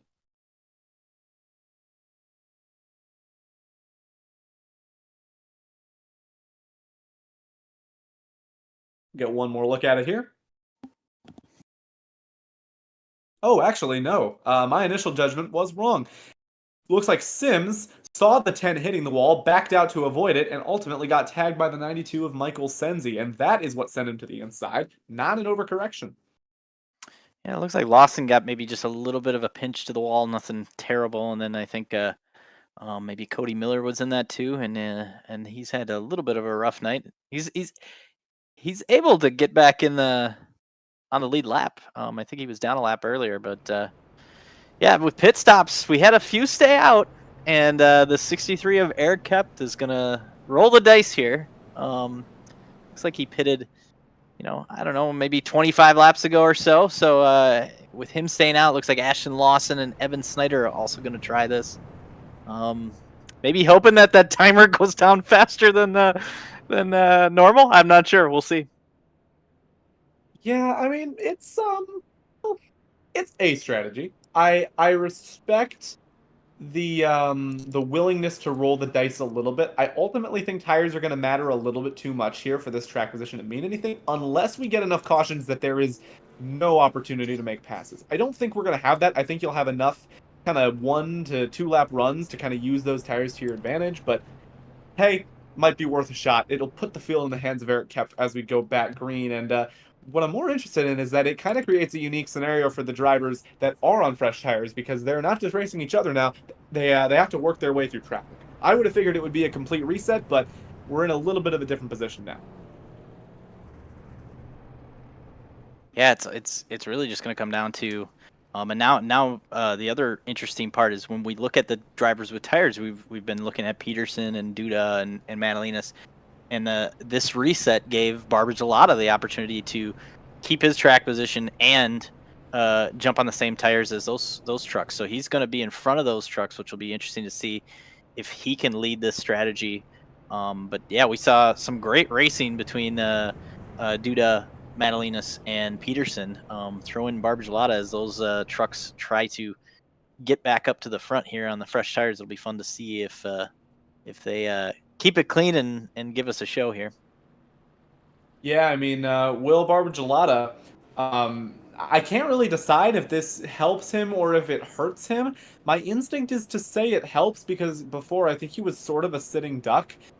for those Manji Motorsports teammates along with Madalinas, and now he kind of gets an even chance to fight. I imagine that he's not feeling too great about the situation that he's in, but ultimately I think this helps him, especially since he'll restart on the inside as well. So we're sticking the dominant car, Christian Peterson, in traffic on the not preferred line, which means not that he won't have to deal with him at all, but I think that it's an advantageous position to be in if you're Will Barbagelata. Unless you get stuck behind a blinking Evan Snyder, which is probably not a place you want to be, but that was only one blink. We should be fine. Race leader is going to be Eric Kepf. I think this is the first time that he has led all night. Alongside him is the 26 of Ashton Lawson. Lawson, one of those playoff bubble drivers that we've been kind of keeping an eye on throughout the night. I would say how many laps we have to go, but I think at this point we're worried about time. 24 minutes remaining here at Dover. Darkness is approaching fast. The pace truck is in, and the field is in the hands of Eric Kepf. Into the Geico restart zone. We're back underway, and it's a horrendous restart for everybody. Around goes Evan Snyder in front of the field. Jared Darling up on his side. Caution is back out for a hellacious crash on the front straightaway. Jared Darling's truck is all torn up. His night, which was at one point looking like another high point of the season, has gone on its side, literally and metaphorically. Caution is back out. Yeah, just another crazy restart. That's what happens, unfortunately. And yeah, I think probably some tire spinning here. Maybe we'll see what happens. Yeah, it looks like a little bit of that. And the 93 I was went gonna around. say it was a horrendous restart for the outside line, but then Evan Snyder spun his tires on the inside, got tagged from behind, and everything kicked off from there. What I want to do is take an onboard with Hunter Madalinas, who in the span of one straightaway went from 7th to 2nd. That could have been the move of the race. Yeah, I was thinking on that restart here, he was going to be taking the that inside lane there, trying to hope that the stack up would slow down that 71. It did, and then the two trucks in front of him spin and get out of his way, basically. So yeah, a huge jump there to then also get Lawson before the caution came out, entering one. So I think he's very looking forward to this next restart here. Yeah, Darling. Goes What a for the, ride by Jared Darling. He got popped up on his side and then just kind of tumbled. Yeah, tough. Another good run foiled late in the race. Yeah, kind of been the story of Darling's season, unfortunately. Well, So yeah, that was great for Hunter Madalinas. yeah, I was gonna say, we were talking about the idea that the Hail Mary throw here by Eric Kepf. Can you potentially hope that this race continues to get under caution? And that one right there, yes, we an immediate caution. It's easy to keep the lead if nobody gets the opportunity to pass you. But now his buffer of cars is gone. Like we said, Madalinas is right there. And the only other truck that is on any other strategy is Lawson right behind him. So, yeah, I think if Lawson was up on that outside next to him, then maybe you'd have a little bit of another restart or two to be able to protect this. Otherwise, yeah, I think he's hoping for maybe a lightning strike or something. I don't know. What? He's hoping the rain starts coming down. Don't think we're gonna have that. What I also like about this for Hunter Madalinas is that he now has a buffer. The next car on fresh tires is the 27 of Will Barbagelata, and, well, he's a couple of rows behind. So Hunter Madalinas is actually in a very good spot here on this restart, and I imagine it's not going to take him long to get this lead. His advantage in terms of tires over Eric Kepf is 26 laps. Yeah, another driver that kind of lucked into this, or I wouldn't say luck into it. That's not really fair, but had kind of the best situation, just like Madalinas, is that 37 of Elliot Henderson. So he's now going to restart on that outside lane, and with the slower or the older tired trucks down on the bottom, this is going to probably set up even better for him again. I actually didn't realize that Elliot Henderson was on those fresher tires because he was not in that group before the caution came out. But Henderson, thanks to a good restart and a good wreck avoidance, is going to restart in 4th on that outside line. And what I really like about that as well is that he doesn't have any old tires in front of him. There is no one that can stack him up on this restart. So with just under 20 minutes to go, we know we're not getting to the end of this race on laps. I think we're going to restart this time by.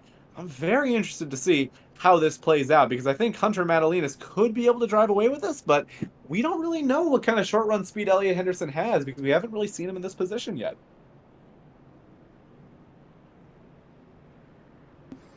Yeah, and you hope that get a clean start here so we can see if we get some battles with some of these guys. That, ultimately, I think if we don't get another yellow here, it's going to basically play out that the drivers that did stop on that lap 124 are going to be all on the same tire schedule and run this last 19 minutes straight up. So then it'll be just who can either save tires or use them up in that 19 minutes to try to get a win here.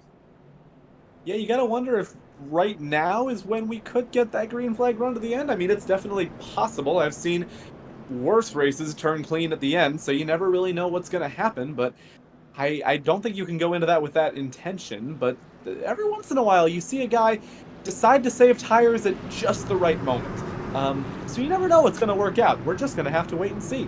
18 minutes left here in this endurance race at Dover. Eric Kepf and Hunter Madalinas are your front row. We are back green here at Dover.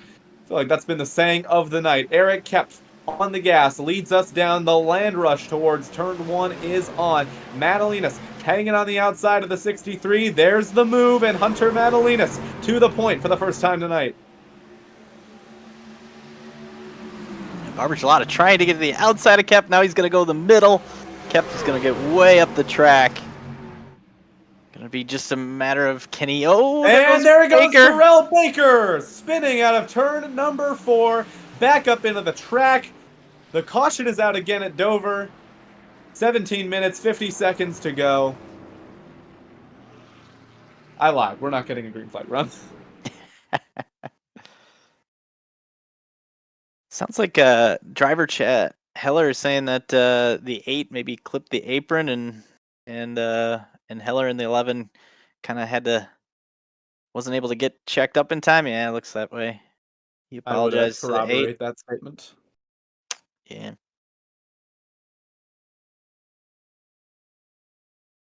Tough break for Terrell Baker, who was having a pretty good night so far. He kind of did it to himself. He drove onto the apron.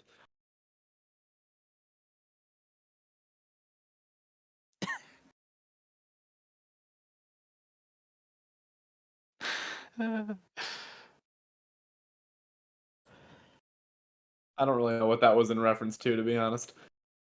I don't even know if that got picked up on the broadcast. I hope. Yeah, I was gonna say we're listening to the driver chat here, and those at home that are not able to hear that we're just laughing at it. So yeah, it's interesting. Yeah, some notes from producer Jeff here. The previous caution record at Dover was 4, and that happened twice. I was gonna say, some of the previous races that I've been in here, they've gone green for a long time. So it's crazy to have all these yellows. It's unfortunate, but yeah, not typically normal for this track in this group. Dover is very temperamental. I've had races here that go green for almost the entire run, and then I've had races that just cannot seem to get a green flag run. And honestly, that has kind of been the story of this season, but we're seeing tonight a little bit more messy side of things here at Dover. But that's not to say that every race has been like this. In fact, if we take a look at some of the last races, last week at North Wilkesboro, only about 94 laps were ran under caution of the 200 total. So I think that is less than we've ran tonight. Then at Pocono, we also had a decent string of cautions, but we had a race at Chicagoland with only 3 cautions for 7 laps. A caution-free run at Watkins Glen. So it's been definitely an up and down season in terms of how much green flag racing we've gotten, and I think part of that is the new truck. This car on iRacing was remodeled before, I want to say, the season that we're in currently, and it changed a lot of the properties of this machine. I mean, It's a lot more on edge now, but at the same time, it's got a lot more feel to it. The driver really makes a lot bigger difference. You're not as flat out as much at a lot of the mile and a halves. That's just something that these drivers have had to contend with throughout the season, and I think they've kind of been learning as they go. But of course, there's growing pains, and I think we're seeing a little bit of that tonight. Yeah, and it's also unique that just some of these tracks, obviously you only run them maybe once or twice a year. It's just part of having a season where you want variety, and you come back to a track and you think that everything that you did last time is going to be the same, and then you realize, oh no, this is the first time since the truck has changed, so I have to kind of relearn maybe something or notice something that's a little bit different. So it's very it rewards the drivers that are able to adapt pretty quickly. And I know proof of Madalinas leading this thing. He's one that is great at that. So it's interesting to see how these drivers make up for that and try to learn quickly. Yeah, and I mean, Dover is a difficult racetrack. I think one of the elements of this track that is a little bit unappreciated is the transition out of the corners. You can't really see it on the broadcast, but you can definitely feel it when you're racing. The exit of the corners, especially as you get up to the high line, are almost a drop. I don't know what the exact elevation on it is, but it feels like a good 4 or 5 foot drop as you come out of the high side, especially if you have kind of a wide arc out of the corner. I mean, it's a lot of elevation change. It's something that kind of unsettles your car, and it makes it really difficult to not only run by yourself, but run side by side. And I think that's a big reason that we've seen some of the cautions that we've had tonight. You might be able to get a good look at it with this angle out of turn 2, but if you exit the track high, I mean, there is a drop. It's almost a cliff. And what adds to that also is you get those moments too where it's hard to see. You come off of some of these corners and the front stretch or back stretch is a minefield. So it's hard to see ahead and look farther ahead. And then you also have those crossover bridges on the back stretch that can sometimes block your view a little bit. So it's a unique track for sure. It's about as close as you're going to get to an oval with real elevation change, I think, as you can. I mean, I know North Wilkesboro technically has the uphill front stretch, downhill back stretch, but you don't really notice it when you're driving. Dover, you definitely do. We're back to green. This time by Hunter Madalinas is back on the gas. Barbagelata hangs with him on the inside, but it's Madalinas who's going to win the land rush down towards turn number 1. Behind them, Christian Peterson holding strong on the outside of Barbagelata, but Barbagelata going to power back on the inside and nearly clear the 71 out of turn number 2. Trouble, back straightaway. Shane Nicewonger around after contact with Jake Fisher. He's going to nose it into the inside wall. Caution's back out at Dover.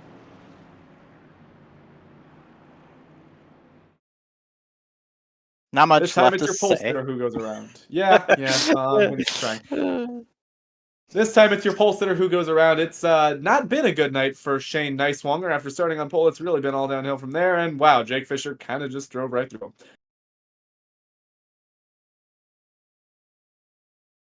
Gotta say, in a race that we've had this many cautions in, you'd think that the drivers would be taking care of each other a little bit more, but no.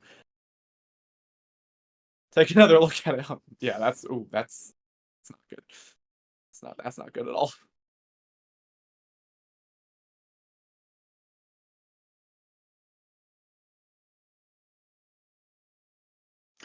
Drivers in the chat saying, "Hey, let's call it now. Hey, let's shorten these yellows."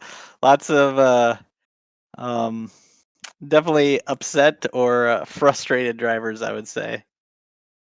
Yeah, this is not the kind of race you want to have as a driver. It's frustrating for everybody, and I think that's why we're seeing maybe more of these careless moves. I mean, guys are just kind of getting impatient. They don't really want to be here anymore, but at the end of the day, it's not really in your control. All you can do is kind of just ride it out towards the end. It's definitely fine if you're Hunter Madalinas. I mean, he doesn't need to do much of anything. He can just kind of keep getting these restarts and hold the lead, but for everybody else, it's not fun. You want an opportunity to go and race for spots, and you're instead stuck riding under caution. But we're almost done. Only 10 minutes to go. I think we can kind of ride home to the finish now. Now with everybody on that live you said live, the same strategy now. Pretty much everybody's just running these last 10 minutes all on the same tires.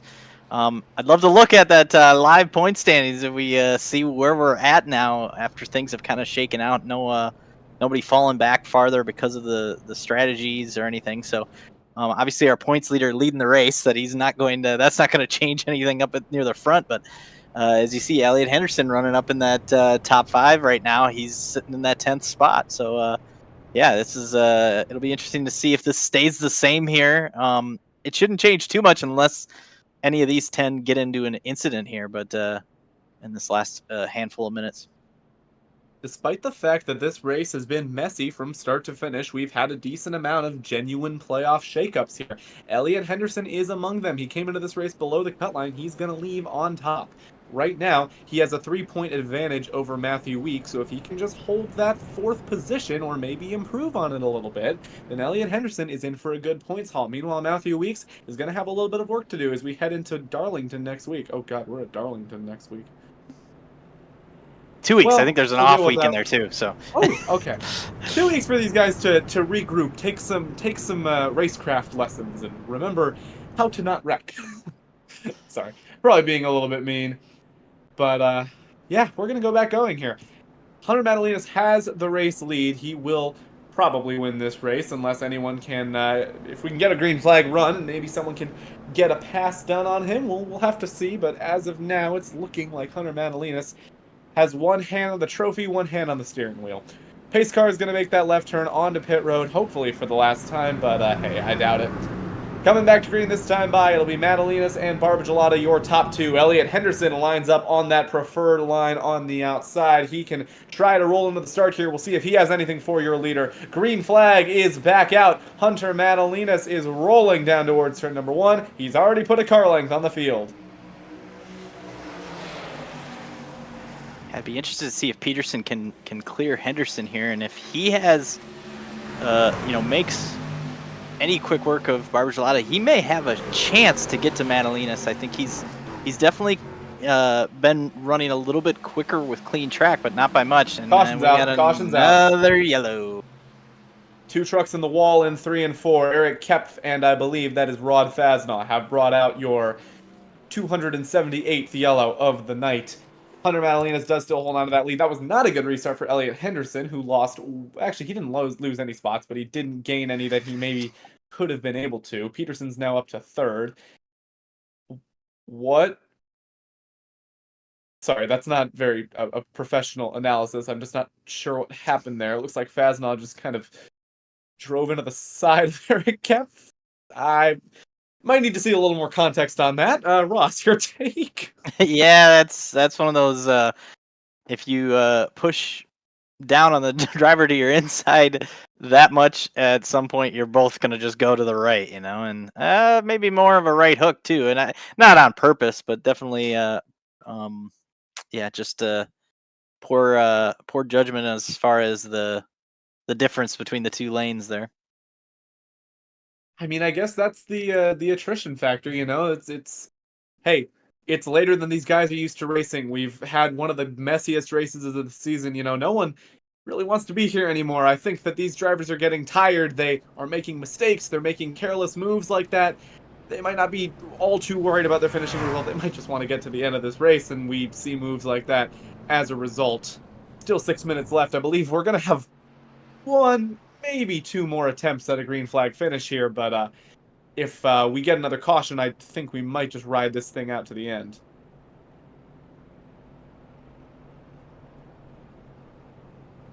Hey, you got to start thinking about how long does a caution period last? Because if you get a caution with just a couple minutes left, then you're gonna end this race potentially under yellow. Yeah, I'm not sure what the procedure is here on how we deal with races that are time sensitive. I know some leagues will elect to not throw cautions under a certain time period, or they will shorten yellows to try and get a finish, or maybe a forced overtime where you go green past the conclusion of the timer. Not sure what the deal is in this league, if they have even a policy for it. We're getting an update in the text chat now. Okay, so this race will end under caution. There will be no attempt to finish under green. We'll see. We'll see how this plays out. I think this might be our last attempt at a green flag finish. We might be able to squeeze in one more caution at this point, but I think that might be unlikely. Yeah, it would have to be probably one of those early cautions, and those are the ones that we've had so many of tonight. So I'm really hoping that we don't. It'd be great to just finish this under green and try to at least have somewhat of a highlight at the end of this thing. I have gotten word that the admins will attempt to shorten the caution if another caution flag is to come out, so we will do everything we can to get a green flag finish here, or at least attempt to get one, but at the end of the day, I think it's in the hands of the drivers. One more shot for Will Barbagelata to get around the 7 of Hunter Madalinas, but Madalinas has been in control for the past 50 or so laps. More like 30, it's just been a while. Into the Geico restart zone once again. Does Barbagelata have anything for Madalinas? We're back underway at Dover with 4 minutes remaining. Green flag, green flag, green flag. And Madalinas is checked out again. I do not think Barbagelata is really trying that hard to contend with him, or at least not trying to cheese the restart in any way, which, hey, respect. One truck in the wall out of turn number 2. Barbagelata leads him down into turn number 3 with Peterson on the charge behind. Sorry, that's Hunter Madalinas leading us down into turn number 3. 3 minutes 57 remaining. Truck in the wall. Tony Manji, and there's a crash off turn number 4. Caution is out. Might do it. Oh, whoa! Hard in the wall goes Jared Duda in turn 1 after the caution was already out. Jared Duda just took a hellacious hit to the outside wall. And that was from the top 5. Yeah, I don't know what Someone's happened yelling on the there, radio. but I think that might be him.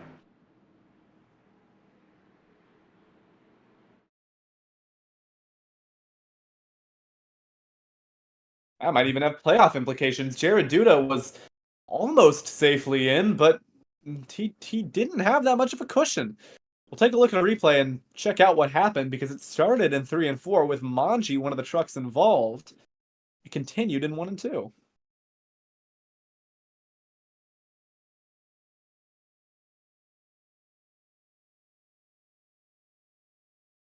So there was the incident in 3 and 4. Manji gets turned into the wall and collects 2 other trucks. And then another incident took place in turn 1 and 2 with Jared Duda. It was him and Manji that got into it. And what's weird about this is that this is after the caution came out. So you'll this see, is Austin Moore here to the outside, right? Yep. yeah, Austin Moore on the outside of Jared Duda. Duda just kind of keeps drifting up, drifting up, drifting up, drifting up, a little bit of netcode, and there goes the 53. Nailing the outside wall. I'm not sure why he kept drifting up after the caution. I don't know if maybe he wasn't slowing down, maybe the caution wasn't out at that point, but yeah, hard to tell. Hard to tell. See, the netcode really initiated the contact, though. Yeah, and Moore apologized on the radio, and then 53 just said, "Hey, it's not your fault." I think they're both kind of saying a racing deal. It's hard to have that big of a wreck be a racing deal, but I agree with them, and I guess it's really up to those two. So yeah, crazy ending for that 53. Yeah, tough way to end what was going to be probably a top 5 run. So looks like they're going to try to shorten up this yellow and try to give us maybe a lap or 2 under green. We'll see. Just closing in on a minute to go. It's going to be really close. I think they're going to get one to go this time by. I'm not sure if we're going to make it back to green, but we'll just kind of have to play it by ear here. Hunter Madalinas is your race leader. I don't know if we're going to get a restart here with 1 minute left. Let's see. Well, looks like we're double filing, maybe? Yeah? Okay. Hey, lights are out on the pace truck. Let's try this one more time. Hunter Madalinas is gonna lead us back to green, although I'm not sure if we're gonna get to the green flag lap in time. I would say if the drivers, it's gonna depend on how iRacing scores it. I was gonna say, I wonder if the drivers if they would have got a white flag there, they wouldn't have, because the timer's still going. So I would say that they should be able to get at least a lap or 2 in here. If anything, maybe you go green, yeah, and you get a white here on the green, and it's a 1 lap shootout. If they I can think get it the will be a green. one-lap shootout, if anything, unless the Abbins are doing anything custom. But iRacing might score this as the end of the race, so I'm honestly not too sure what to make of what's happening right now.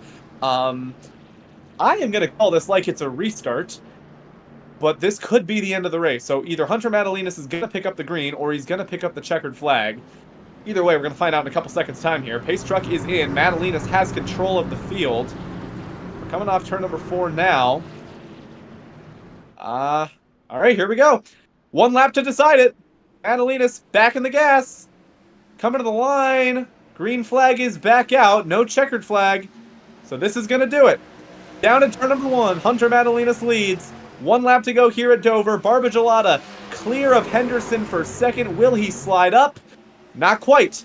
1 truck in the wall in the back straightaway. Into turn 3 goes Hunter Madalinas, looking to pick up his 3rd win on the season. Hunter Madalinas survives the Dover chaos, and out of turn number 4, he is going to win at Dover. For second, Will Barbagelata picks up that 2nd place. Elliot Henderson rockets his way into the playoffs with 3rd, and Christian Peterson comes home in 4th. Austin Moore picks up a top 5. Big wrecks all over the field across the line. But it's Hunter Madalinas picking up another win on the season for 25-11 Racing. He's getting some congratulations after the flag. Hunter Madalinas does it again. Nope, E95 Esports. I knew I was going to get it wrong. I really thought he was on 25-11. I was way off. E95 Esports picks up another win this season. Hunter Madalinas extends his point lead. That's his 3rd. And he's going to burn it down here after a very long night at Dover. We ended up completing 153 of 200 laps.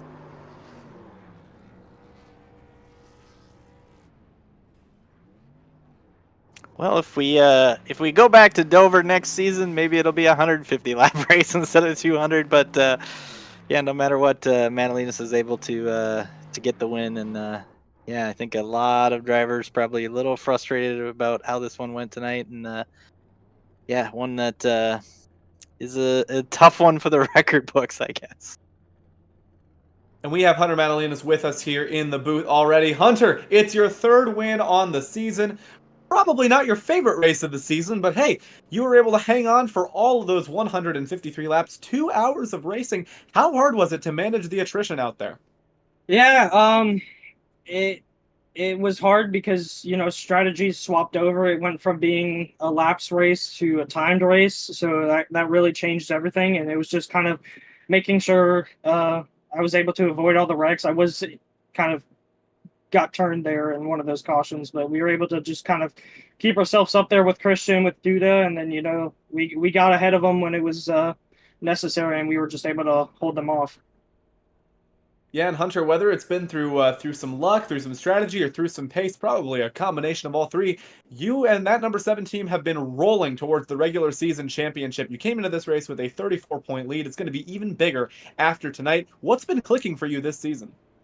It's just been the laps logged, running official races, just kind of grinding, learning new techniques that work for these trucks.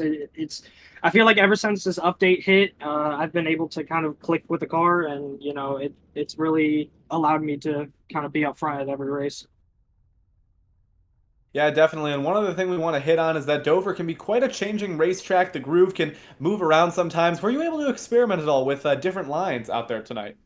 I kind of just focused on staying on the bottom. I didn't really want to move up because I knew it burned the tires up more. So my focus was, kind of just staying on the bottom the whole race, and then, having to use that top to get around slow cars.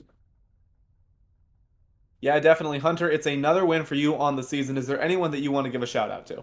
Yeah, just thanks to everyone at E95. They all ran great races today. Austin was up front. Elliot was up front. Sensi was up front. Jake was up front, and we were all as a team worked really hard, but we got practice in earlier this week, and we just really grinded out to get a good finish for the whole team.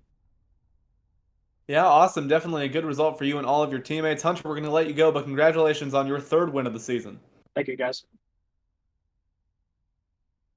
So we're running a little bit short on time here. We're not going to get to the rest of your top 3, but we are going to take a quick look at the point standings as we exit the Dover Motor Speedway. Tonight was quite a shakeup in the playoffs. Elliot Henderson moves himself from the outside looking up into P9. Matthew Weeks drops down to 10th but Jared Duda, after getting turned into the outside wall with less than 5 laps to go, has fallen to 11th. So your Pocono winner is going to have a little bit of ground to make up as we head into Darlington. Ashton Lawson is in a similar boat, but he is a lot more points back. Everyone from him on back is pretty much going to need a lightning strike. There is no win and you're in this league. You need to be in the top 10 in points. So heading into Darlington, it's going to be all eyes on the 37, 56, and 53.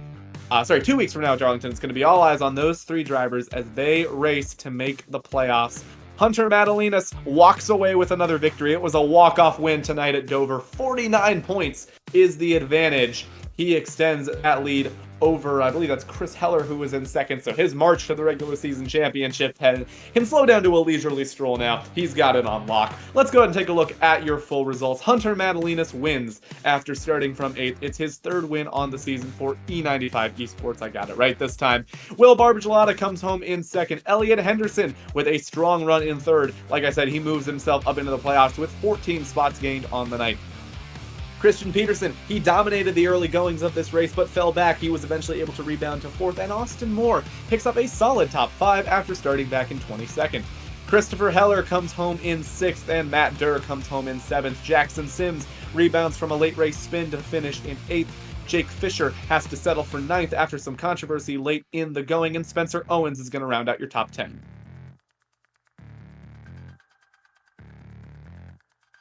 Yeah, 11th we had Zach Henry. I know he had a little bit of an up and down night, involved in a couple of those cautions, was able to get back to 11th.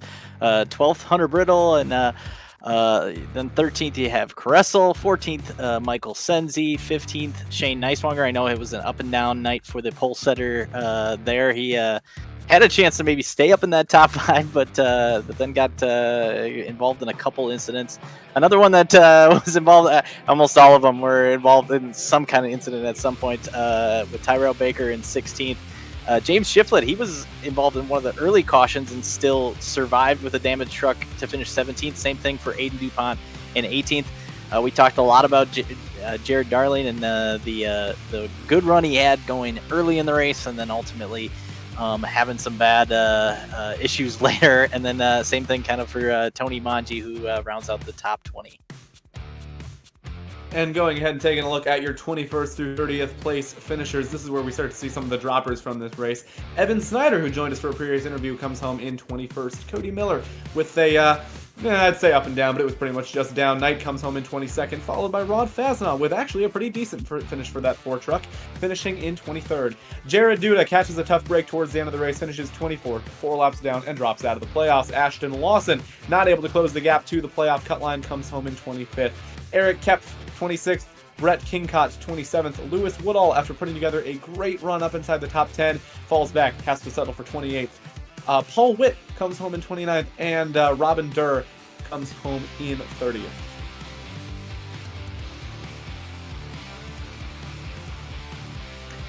'31st was the other Duda in the 16, and then 32nd was Blair Neobone.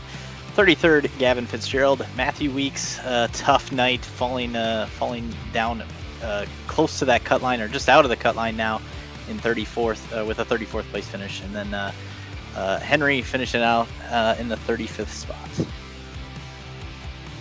And that is going to do it for our coverage of the One Finance 200 here from the Dover Motor Speedway. It ended up being the One Finance 153 after a multitude of cautions put us behind the 2-hour time limit of this race. We had to end the race with a 1-lap shootout. Hunter Madalinas able to come away with his 3rd win on the season. Bit of a statement win, able to survive all the chaos of Dover.